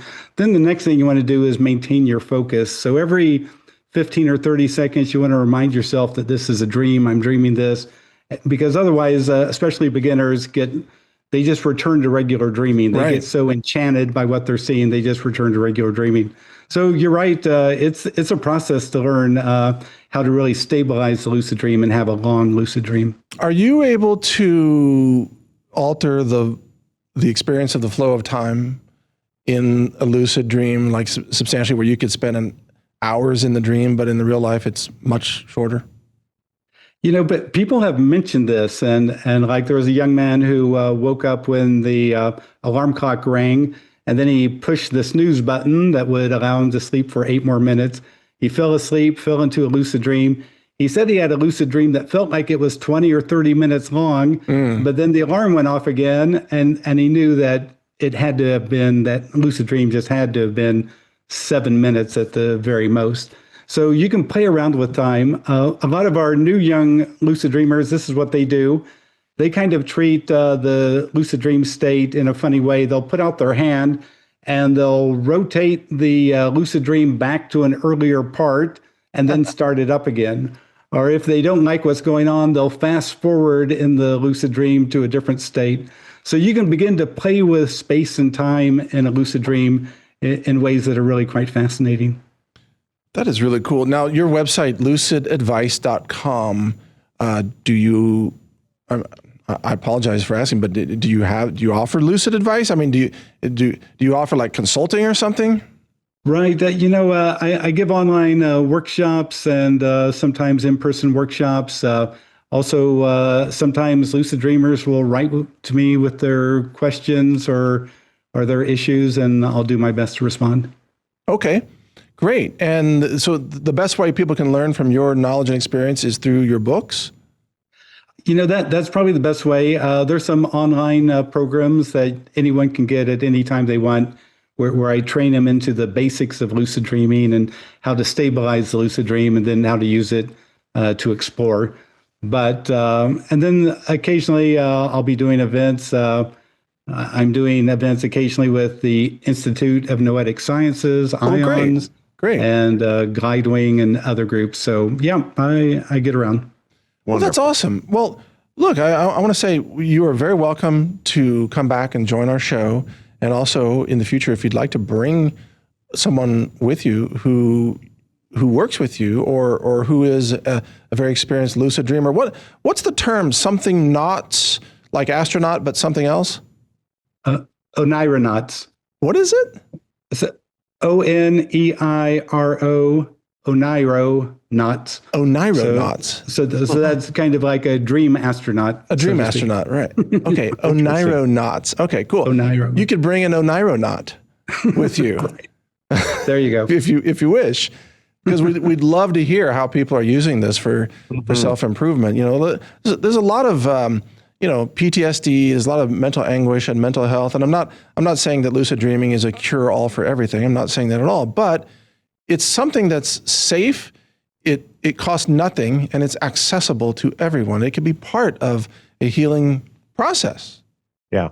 Right. And there's a lot of examples, too, of people have used it for physical healing as well. So it's truly fantastic, all the benefits that are available in the lucid dream state. Oh, yeah. Well, Todd, we're going to have to do a follow-up show. We are. Here. And you and I both are going to have to do more lucid dreaming in the meantime. Well, I'm only maybe 25% through the audiobook, so I will continue with that. And so by the next time we're here, maybe I can talk about, meeting a dream character, providing profound wisdom while wearing a hot dog costume. And I'll let you know if I wrote it down or if I questioned the source. Okay. Sounds good, Todd. And I will put on lectures from our Treasury Secretary so I can get more sleep. Perfect. Yeah. Gotta snooze a little bit. All right. Well, Robert, thank you so much for joining us today. It's been a pleasure. It's very nice to meet you. Thank you for what you're doing, and look forward to hearing from you again. Yeah. Hope to be back. Thank you so much. Thank you, Robert. Thank you. So there you go, everybody. Robert Wagner, and the website is lucidadvice.com. And if this is all new to you, this is something that I've experienced for decades, and it's very real. It's very powerful, and I encourage you to check it out. So stay with us. Todd and I will be back right after this break with the after party discussion, which should be especially interesting given our subject today. So stay with us. We'll be right back. If you'd like to help support us, check out all of the affiliate deals I put together for you at rangerdeals.com.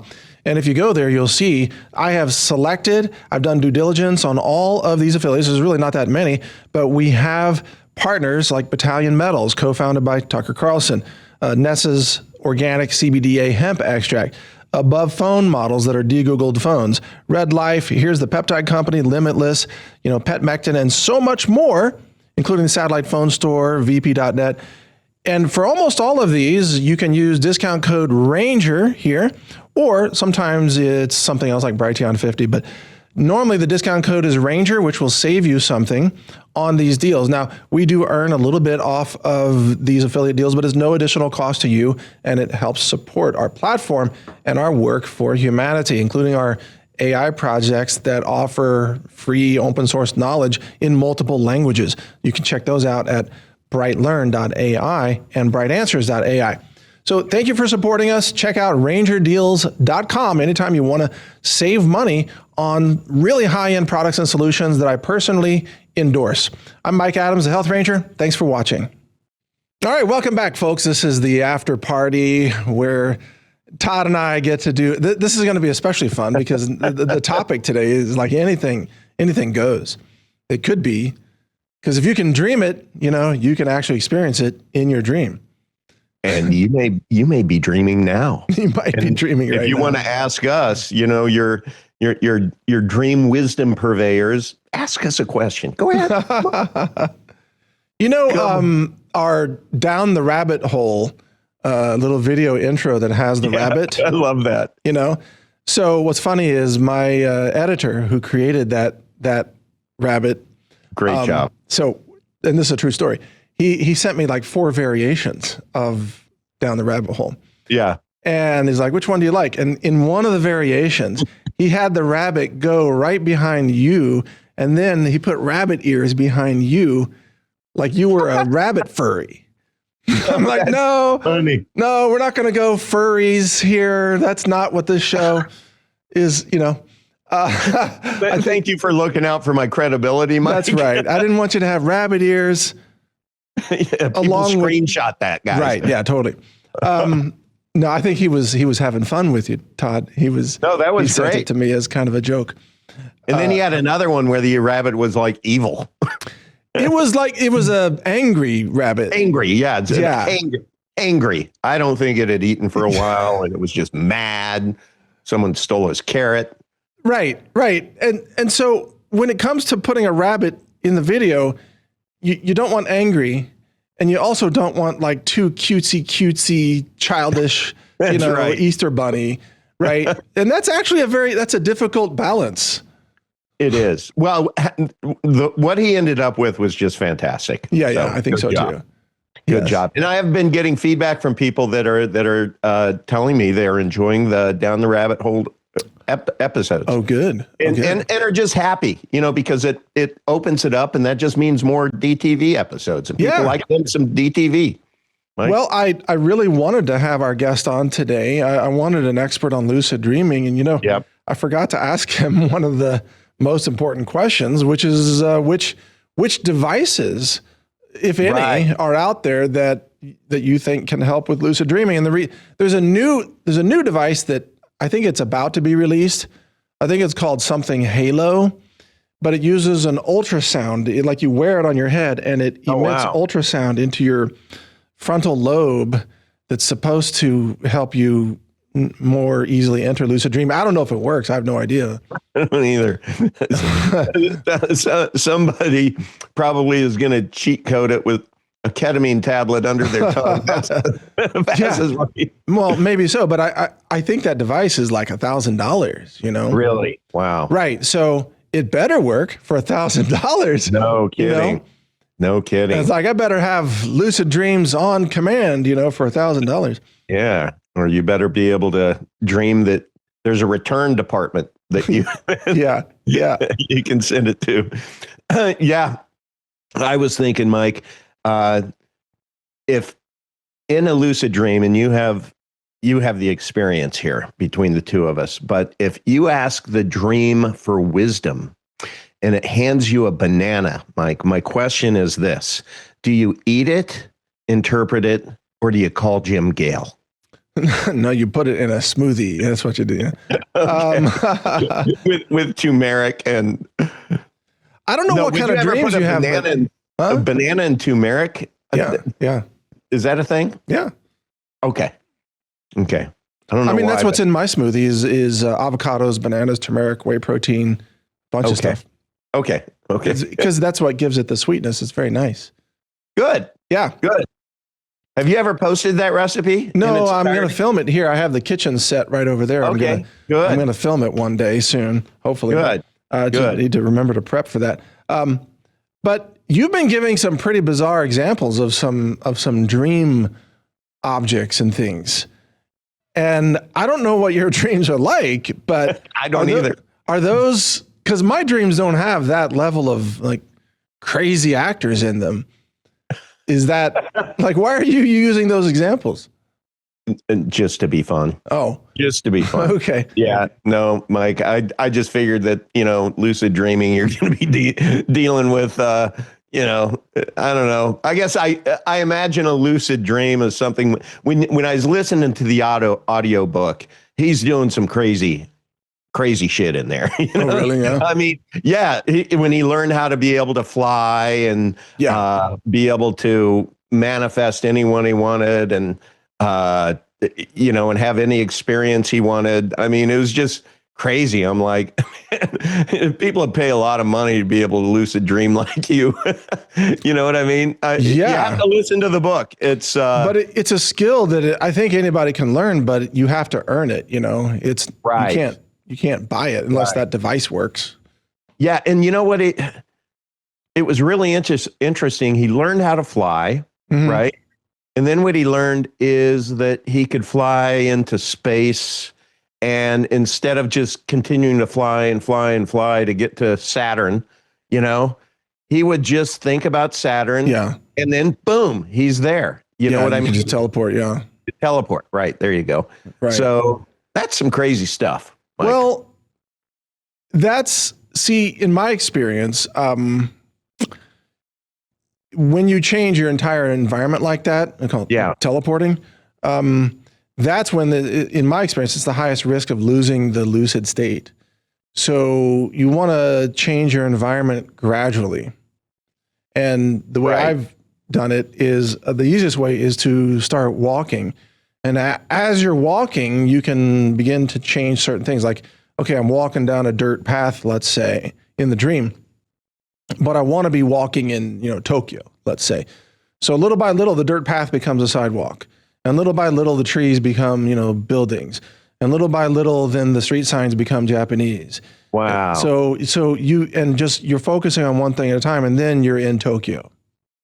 Was this something that you just kind of all of a sudden realized you could do, or were you intentional way back when? Well, it was both. So it happened to me spontaneously in my younger years several times, and then I found that book by Stephen LeBurge. LeBurge, I don't know how you pronounce his name. And I don't even know if he's around, because I was reading that book in the 1990s. But anyway, I read his book and then learned about it and then developed more techniques. But, one of the techniques that is actually very disruptive to your life is to give yourself not enough sleep, like sleep only 5 hours, force yourself to wake up for 30 minutes and then go back to sleep. And in that catch-up sleep, you have a much higher chance of lucid dreaming. Wow. Right. But then your day is kind of toast because you feel like you didn't get enough sleep. How many hours of sleep do you get a night? I don't know, 7.5 maybe, typically. Really? Something like that. Goodness. I don't shortchange myself on sleep. Well, I wish I didn't have to shortchange. I'm like maybe 5.5 hours, maybe 6 every once in a while. Really? Yeah, always been that way. That's awesome. I mean, you're getting an extra couple of hours. Yeah, well, it used to be when I was younger, and like whether it was college or my early years in my career, it was 4. And I would wake up and I would be as refreshed because, you go through that 4-hour REM cycle, right?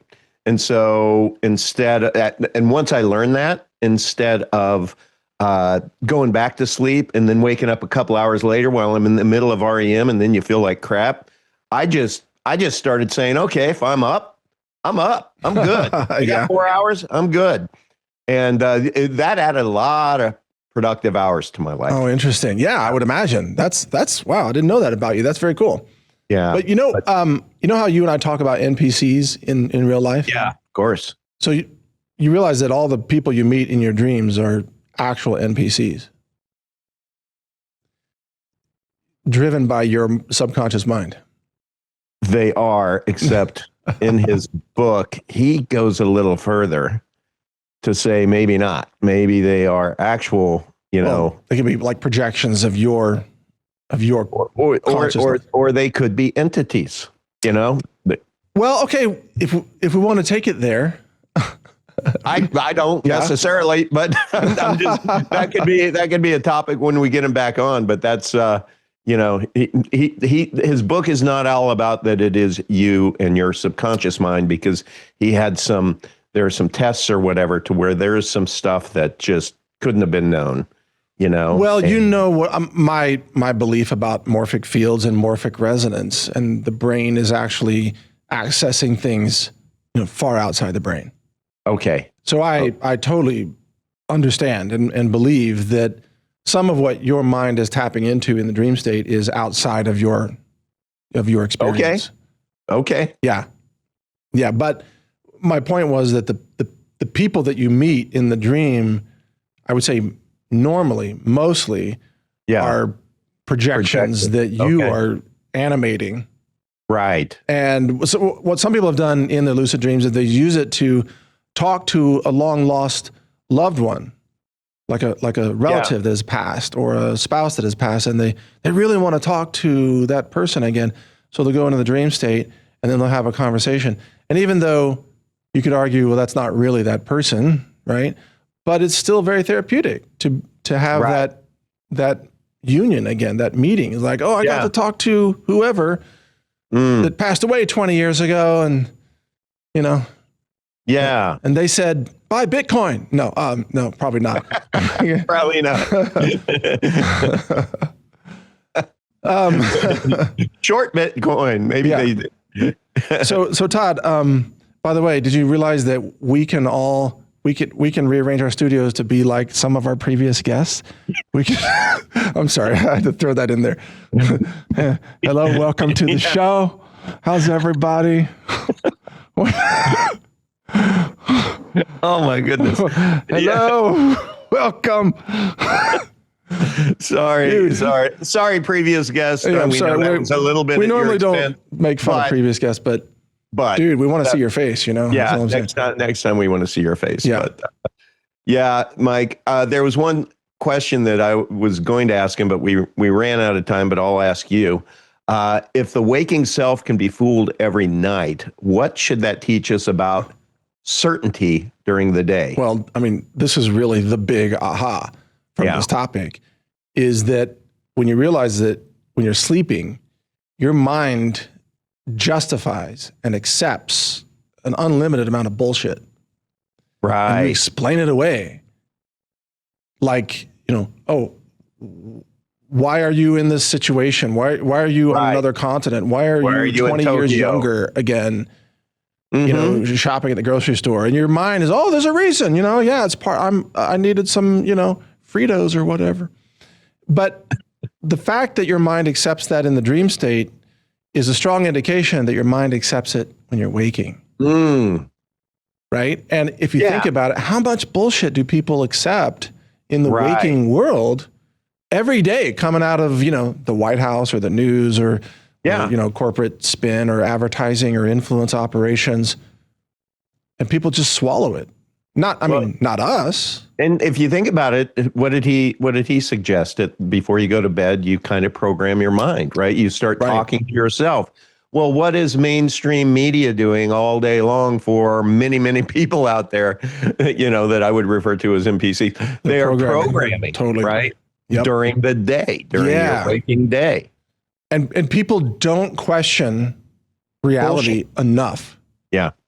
And, actually a really good example of that is AI technology, where 10 years ago, the way we use AI today and the capabilities of AI today would have been considered impossible.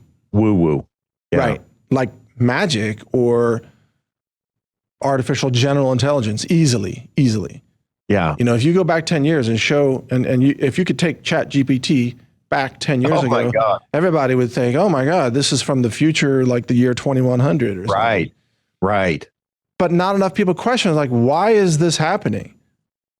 How is this real today? How can a machine demonstrate much higher intelligence than my accountant?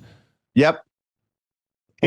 Right? Good question. Sure. So we should be asking these questions, a lot more.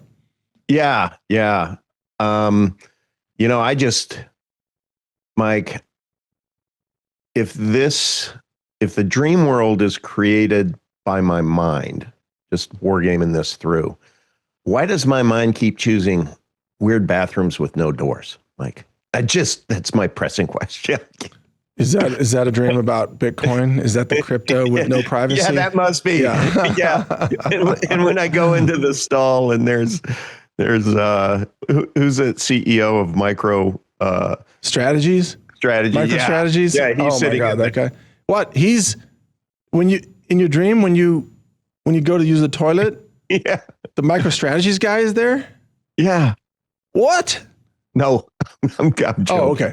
You need therapy. That was all. Yeah. No, but you could make that happen in your lucid dream if that's the way you want to use the. Well, Robert in his audiobook, Michael Saylor, that's the guy. Michael Saylor, thank you. Yeah. He has had over 1,000 lucid dreams, he says. Oh. So I wonder what he believes consciousness is. Right? Yeah, we didn't get a chance to ask him about that. Yeah. Well, we should have him back on. I think so. Yeah. He was good. He was good. He'd be great to have back on. And especially after our audience gives us feedback on this and maybe they take up some lucid dreaming. Right. They start to have experience. Because, by the way, the very first time this happens to you, like, your world has changed, man. It blows your mind. You're like, holy crap. Well, I want to experience it. I really do. You will. If you just program yourself. But it's like the holodeck on Star Trek. I've never been able to remember my dreams. That's the thing. I mean, so I'm joking about the dreams, but I don't know. My brain doesn't work that way. So I got to figure out how to remember first. That might change when you achieve lucidity in a dream. Yeah, that's true. It could change. Mm-hmm. Because you might, like you said, the first time you might get so excited, you wake yourself up. You're like, I had 5 seconds of lucid dreaming, and you will remember that. Yeah. Well, I'm going to do the hand thing. I'm going to continue. I will report back if I am successful. Okay. I will be very candid with everyone. And I already have a little notepad next to my bed just in case. Okay. And we'll see. I don't know. Yeah. Hey, it's something that everybody can tap into. It's just a question of, do you want to expend the waking effort to train yourself on this? Right. So when I'm in a lucid dream, Mike, and there's this building that says the IRS, I'm going to go like this. Yeah, you can. Okay. So let me show you something else. Okay. This is a technique that I learned years ago for testing your reality. Okay. So one of the key things is you need to test your reality constantly during the time that you're awake. Because if you don't get into that habit, you won't use it in a dream either. Okay. So if I have some written material, like here's a natural news magazine, right? Okay. So let's say that in the dream, I approach this magazine here. Okay. Or like it's a street sign or it's a poster on a wall or something. While you're in a dream? Yeah. While I'm in a dream. Okay. then the way to test whether you're in a dream is to read it and then look away and then look back and see if the words change. Oh, okay. Because in a dream, the words will rearrange themselves. Interesting. Okay. Yeah, your mind is always doing like a large language model thing. Wow. And the words will almost never be the same. Can you explain within the world of AI what AI hallucinations are? Yeah, sure. Well, it's I hear that term all the time, but I don't really get it. A hallucination. Well, so it's conflating. See, the AI is trained on the mass of human language and the interrelationships between words as they're used in the context of sentences and paragraphs. And along the way, there can be strengthened relationships between words that may not be factually true as we recognize them. Mm-hmm. So, for example, an actor's name, say like Brad Pitt, and then a year, like 1973. And for whatever reason, the year 1973 might show up a lot around Brad Pitt or some other year. And then when you ask the engine, what's Brad Pitt's birthday, it might conflate the 1973 with Brad Pitt, because statistically those have been more related in the learning. Right. Even though I don't know what year he was born. Yeah. But probably not 1973. I don't know. Who knows? I think it's more like 1968 or something. Yeah. Anyway, that's what hallucinations are. So remember that an AI engine is not actually doing fact checking by default. You have to tell it to do fact checking, which is what I do. Like if you use my engine, brightanswers.ai, it actually has, the reason it takes so long to generate an answer is because first it does the research with all the documentation that we have, all the indexed hundreds of millions of pages of documents. And then it writes an answer internally in its own AI mind. And then before it spits it out to you, it's actually checking itself as it's spitting it out. And it's making sure it's only citing facts from the research, not from its own internal memory. Okay. That's different. Yeah. Like if you ask ChatGPT, tell me about this, it's using its own internal memory, which is unreliable in the same way that a dream would be unreliable. So really, it's actually said that AI engines dream their answers. Huh, interesting. Yeah. And like I said, in a dream, the text is going to constantly morph. And that's what happens in AI models. Could you imagine, Mike, if the AI was real and we were the lucid characters that it's engaging with? Or, Well, that's in a way, that's not far from reality, I believe, because I believe we live in a conscious, intelligent cosmos. Yeah. Yeah. I wouldn't call it artificial intelligence, but natural intelligence. Mm-hmm. And our life experience is the dream in the simulation. Right. Right. So we are actually in a dream, which is an artificial construct of an intelligent cosmos. Yep. And by the way, the observer effect in physics and so on means that it's not real until we observe it, until we look at it. Right. So that's just save memory, right? Well, I mean, it's part of quantum physics and our quantum reality, but the same thing's true in a dream. So if you're in a dream and if you're in like an old Western scene and you see like old Western buildings rendered in front of you, like an old town scene, in your dream, your mind is not rendering the buildings behind you. Right. Unless you turn around and look at them, and then your mind fills that in. And it's like, oh, we better put Western buildings in there. Right. Hurry. That's the way the actual world works in our 3D world. It's the same. So if no one is looking at it, it's not rendered. In other words, the wave function doesn't collapse into one. But is it from the like just my point of view? So that's not real when I'm looking at you? Well, number one, I'm looking at it. I mean, that's been rendered for a long time.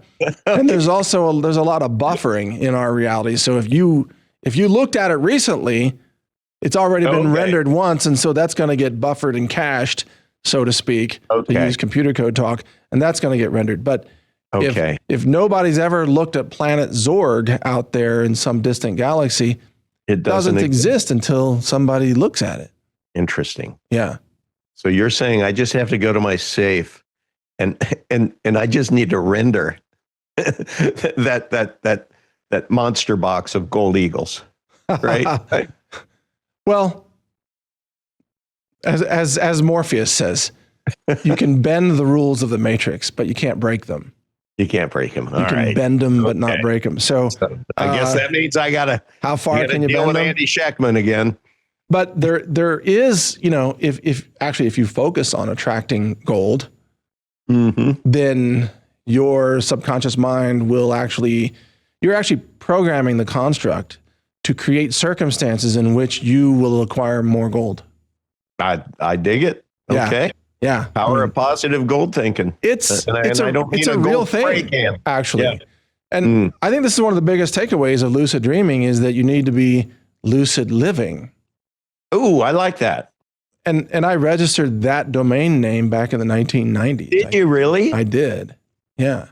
I think that is fantastic. Yeah, but I've never used it since then. So, I mean, I got so busy living in the Matrix, dealing with news and current events, which is really a distraction from the far bigger picture of what's happening in the cosmos, what's happening in our reality. Wow. Manifesting lucidity in your day life. Yes. That's cool.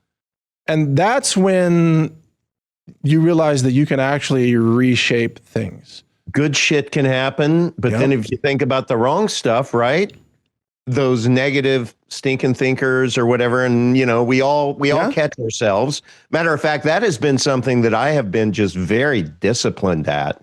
Is I never think negative shit anymore. Good for you. It's my language. It's just if I start feeling anything like that, whether it's to put it simply, whether, oh no, I think I'm going to come down with something I'm feeling, I get that out of my head so fast, instead thinking about, nope, I'm feeling good. Yeah. We'll be Gucci. I just think that what you think about manifests.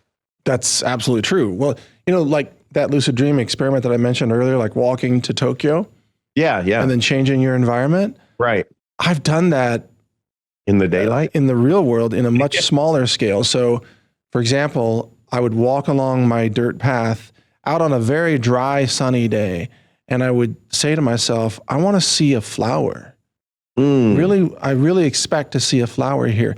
And the last time I did this, and there were no flowers anywhere because this is dry, Yeah. And then there's a tree coming up, like a big post oak tree, kind of trees that we have in Texas, very common. There's a tree there, and I'm thinking flower, flower, flower. And then I look around this tree, and right on the other side that I couldn't see when I was walking was like an 8-inch tall flower, a white, just fully healthy, vibrant white flower, which actually does grow in this area with a very strong stem, no other flowers around.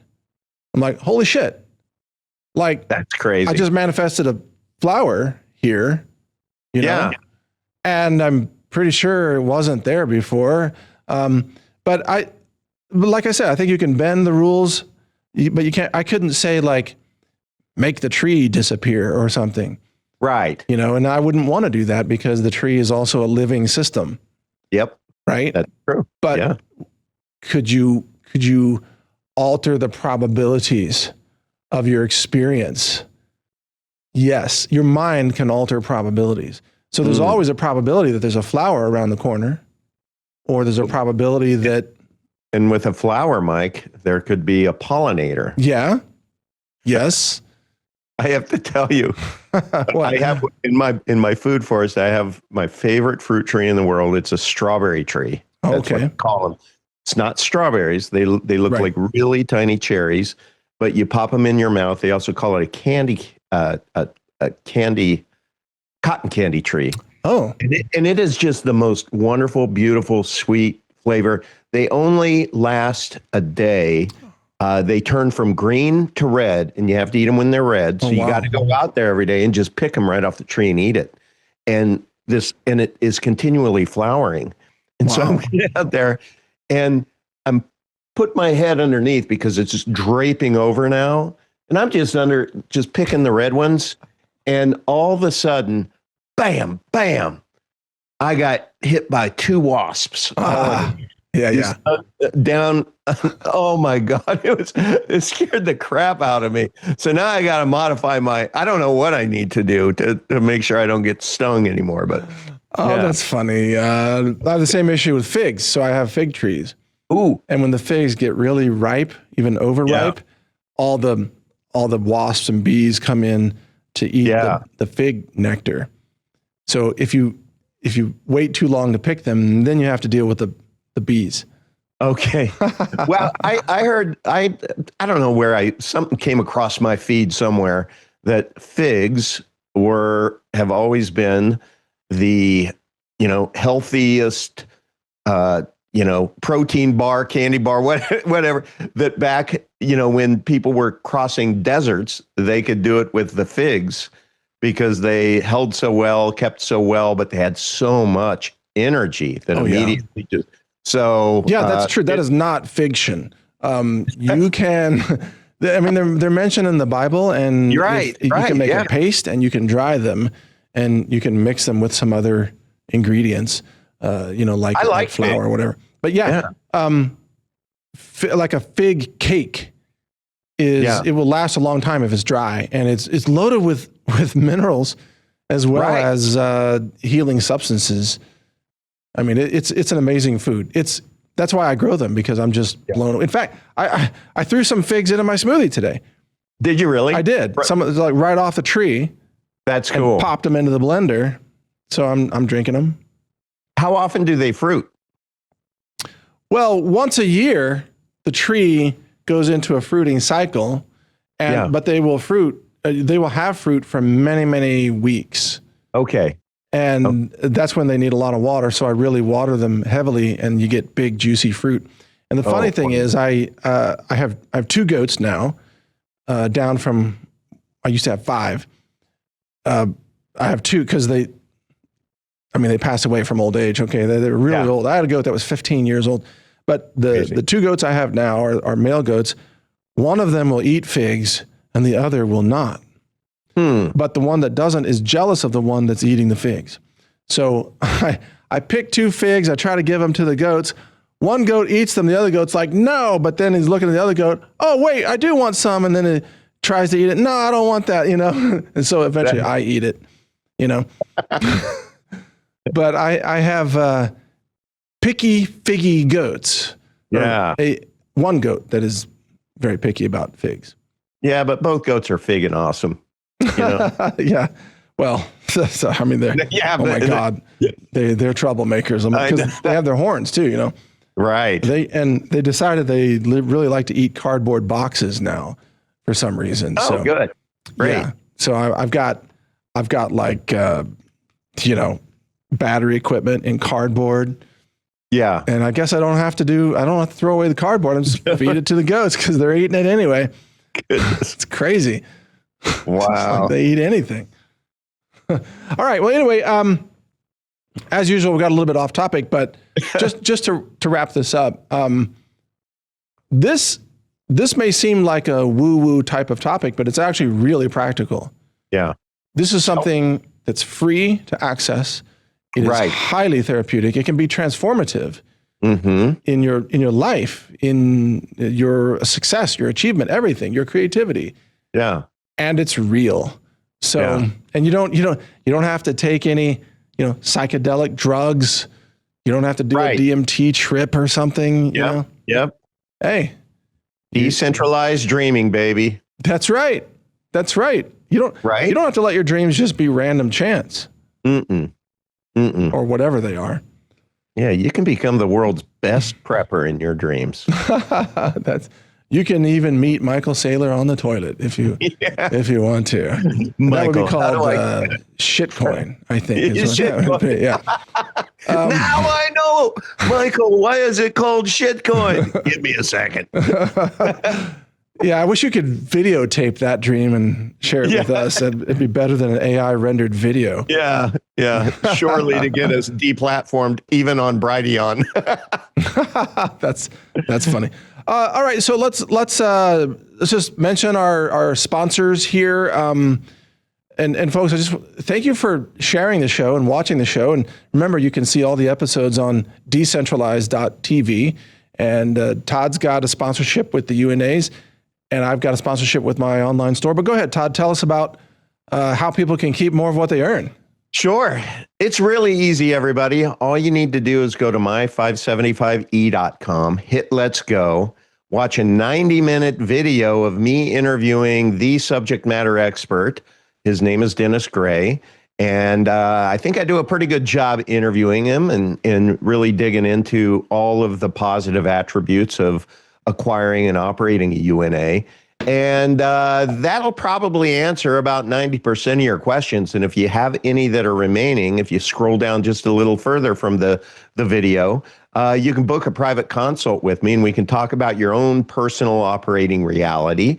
And I assure you that if you are a W-2 earner, a 1099 earner, if you own an LLC, you have a complicated business structure, if you own property, if you trade in crypto, if you stack gold, precious metals, if you have children, if you're in any one of those buckets, you would do yourself a positive favor by just becoming familiar with a 575E. Sorry, my alarm went off.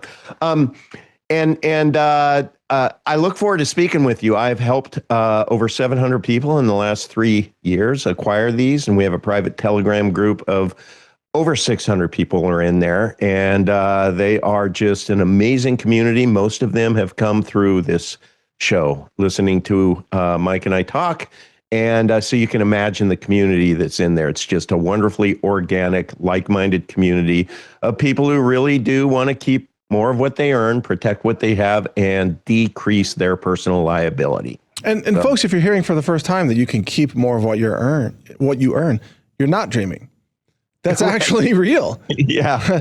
There is a legal, validated, state-recognized, federally recognized way to do this. And I encourage you to learn everything you can about this. A lot of people are going to say, well, why hasn't my accountant told me about this, or my lawyer, or whatever? But just like they don't teach nutrition in medical school, they don't teach UNAs in accounting school or law school or whatever. So it's the same reason why the Federal Reserve has not told you about gold. Exactly. Because they're buying the gold. Yeah, they're buying the gold. But well, I know when you researched the UNAs and you actually hired a tax attorney out of California, and he came back and one of his, not negative, but was like, I don't know, Mike, maybe one day they'll legislate these out of existence. And I'll never forget when I told Dennis that, he laughed and he said, Todd, if Mike only knew how many California legislators I've helped acquire their own UNA, it would answer that question for him. Look, these have been around for 3/4 of a century, folks, but you don't know about it because those of us who have them, aren't big fans of maybe screwing them up. So we don't talk about them much. And then there's me, but I did that just because I can't imagine helping people decentralize their lives in any more meaningful way than helping them keep more of what they earn. Protect. And even us, we don't go shouting out about this all over social media. Just here. The only way people find out about it is to get to the end of the show. That's exactly right. That's on purpose. It is on purpose with intent. So we invite you. Dennis the Gray, is that like Gandalf the Gray? Yeah. Is he like a wizard? Bald-headed gray. Yeah. Is he going to become Dennis the White? In the reincarnation, like from Lord of the Rings? Well, let's hope not. He is 83, but let's not push it too fast. Well, maybe he's got 2 lives in him, Maybe he does. Maybe he does. candidly, he is the youngest 83-year-old I've ever met in my life. I mean, he's just, since he provides these, I had to contractually lock him in, and the number is he has to live at least to 152 years old. So we've locked that in, everybody. Okay. All right. Well, hey, there's also, the Obi-Wan Kenobi effect. If you strike me down, I shall become more powerful. There you go. Could like UNAs for everyone,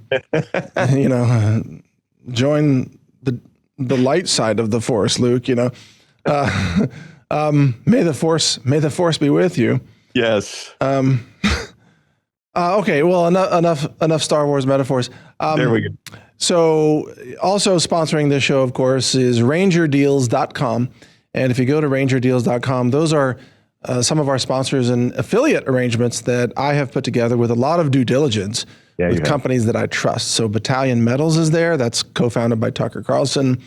We have Ness's Hemp. We have the Above Phone there. And then like the Red Life, Red Therapy Devices, Limitless Peptides, the BPC 157, as you see there, and the satellite phones and so on.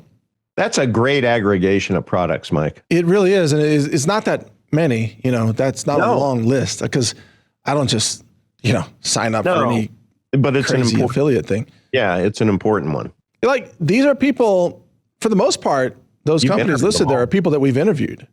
Yeah. And that I've checked out, and I've tested many of their products. For example, Ness's Hemp, we've tested it in our lab. It's so funny. It's somebody else told me about Ness's Hemp. And because I was on somebody else's podcast, and he did a plug on Ness's Hemp, and I was listening to it, and I'm like, what is that? And so he educated me, and so I ordered some, and I started using it, and then I'm like, man, I got to tell Mike about this. And I reached out to you, if you remember. Yeah. And I'm asking, hey, have you ever heard of this Ness's Hemp? And I'm getting ready, because I know you do your due diligence. I'm getting ready to say, look, I've been using it for a while. And you're like, yeah, she's on the page, Todd. Yeah. Probably you heard about it from that other podcast, because he heard about it from you. Yeah. Right. That's sure. That's usually the way it works. Yes. Yeah. But I'm glad you're using it. It's a very high CBDA content. Yeah. CBD extract or hemp extract. So anyway, that's all at rangerdeals.com. And the thing is, in most of those deals, if you use discount code Ranger, and I've asked all the affiliates to standardize on the name Ranger, you're going to save some amount, 10%, 15%, or sometimes free shipping insurance or things like that. So you can check out each deal there at rangerdeals.com. Now, I know, Todd, we have to wrap this up, because you actually have a consultation coming up, don't you? Yeah, it's 10 minutes. Wow. So we literally used almost the entire time that we had available, even though we thought we had a lot of extra time. Yeah. It often works that way. It totally works that way. So no, this has been great. We've had a great afternoon of wonderful interviews. People should know that Mike and I usually record on Thursdays, and we usually record, have 3 or 4 guests on. And so we're going to continue pumping out the content for you. And we have our window, and we thought we had plenty of time on the back end, but we just had such great guests and everything. And so look, I just love being us, Mike. I really enjoy I do too. Co-hosting with you. I really enjoy it too, Todd. I think we make a great team. Our audience agrees. Yeah. And we've done, 125 plus episodes and going strong. Just want to encourage our audience to check out all those episodes at decentralize.tv, and specifically don't miss the Tucker Carlson interview that we did recently. Goodness. Yeah, there it is. Decentralize.tv. Please watch it. I will tell you the best comment I got afterwards was from a gentleman, Dr. Richard Presser, who we have interviewed on this show. Yep. But he reached out after listening to the Tucker Carlson interview and said, it was such a pleasure watching you three engage. It was like watching a song. Oh, really? And I thought that was very, very cool. That's great. He might have to pinch himself and see if he's dreaming. next time that happens. There you go. Check your dream state, buddy. Maybe. Oh, that would be great. Somebody pisses you off at the grocery store. Check your dream state. Admonish him. And get back in line. No cuts. You know. I might just go. You got to be careful. You want to find out you're not in a dream. Exactly. And the other guy knows jujitsu. And it's like, good. Right. Well, Mike, this has been awesome. I better scoot. Really? I was going to just try to keep you all the way to the last minute where your phone rings. You're like, I got to go. No, I'll let you go. Have a great rest of your evening. Thank you, Todd, for all your time today. We had a great time. Covered a lot. It's been fun. Have a great consultation, and we'll do this again next week. All right. Thank you, everybody. Cheers. Right. Take care, everybody. Decentralized.tv is the website for all the other episodes. I'm Mike Adams. Thank you all for watching today. Take care, and sweet dreams, too, on top of that. Oh, yep. Perfect. We'll see you. Bye-bye.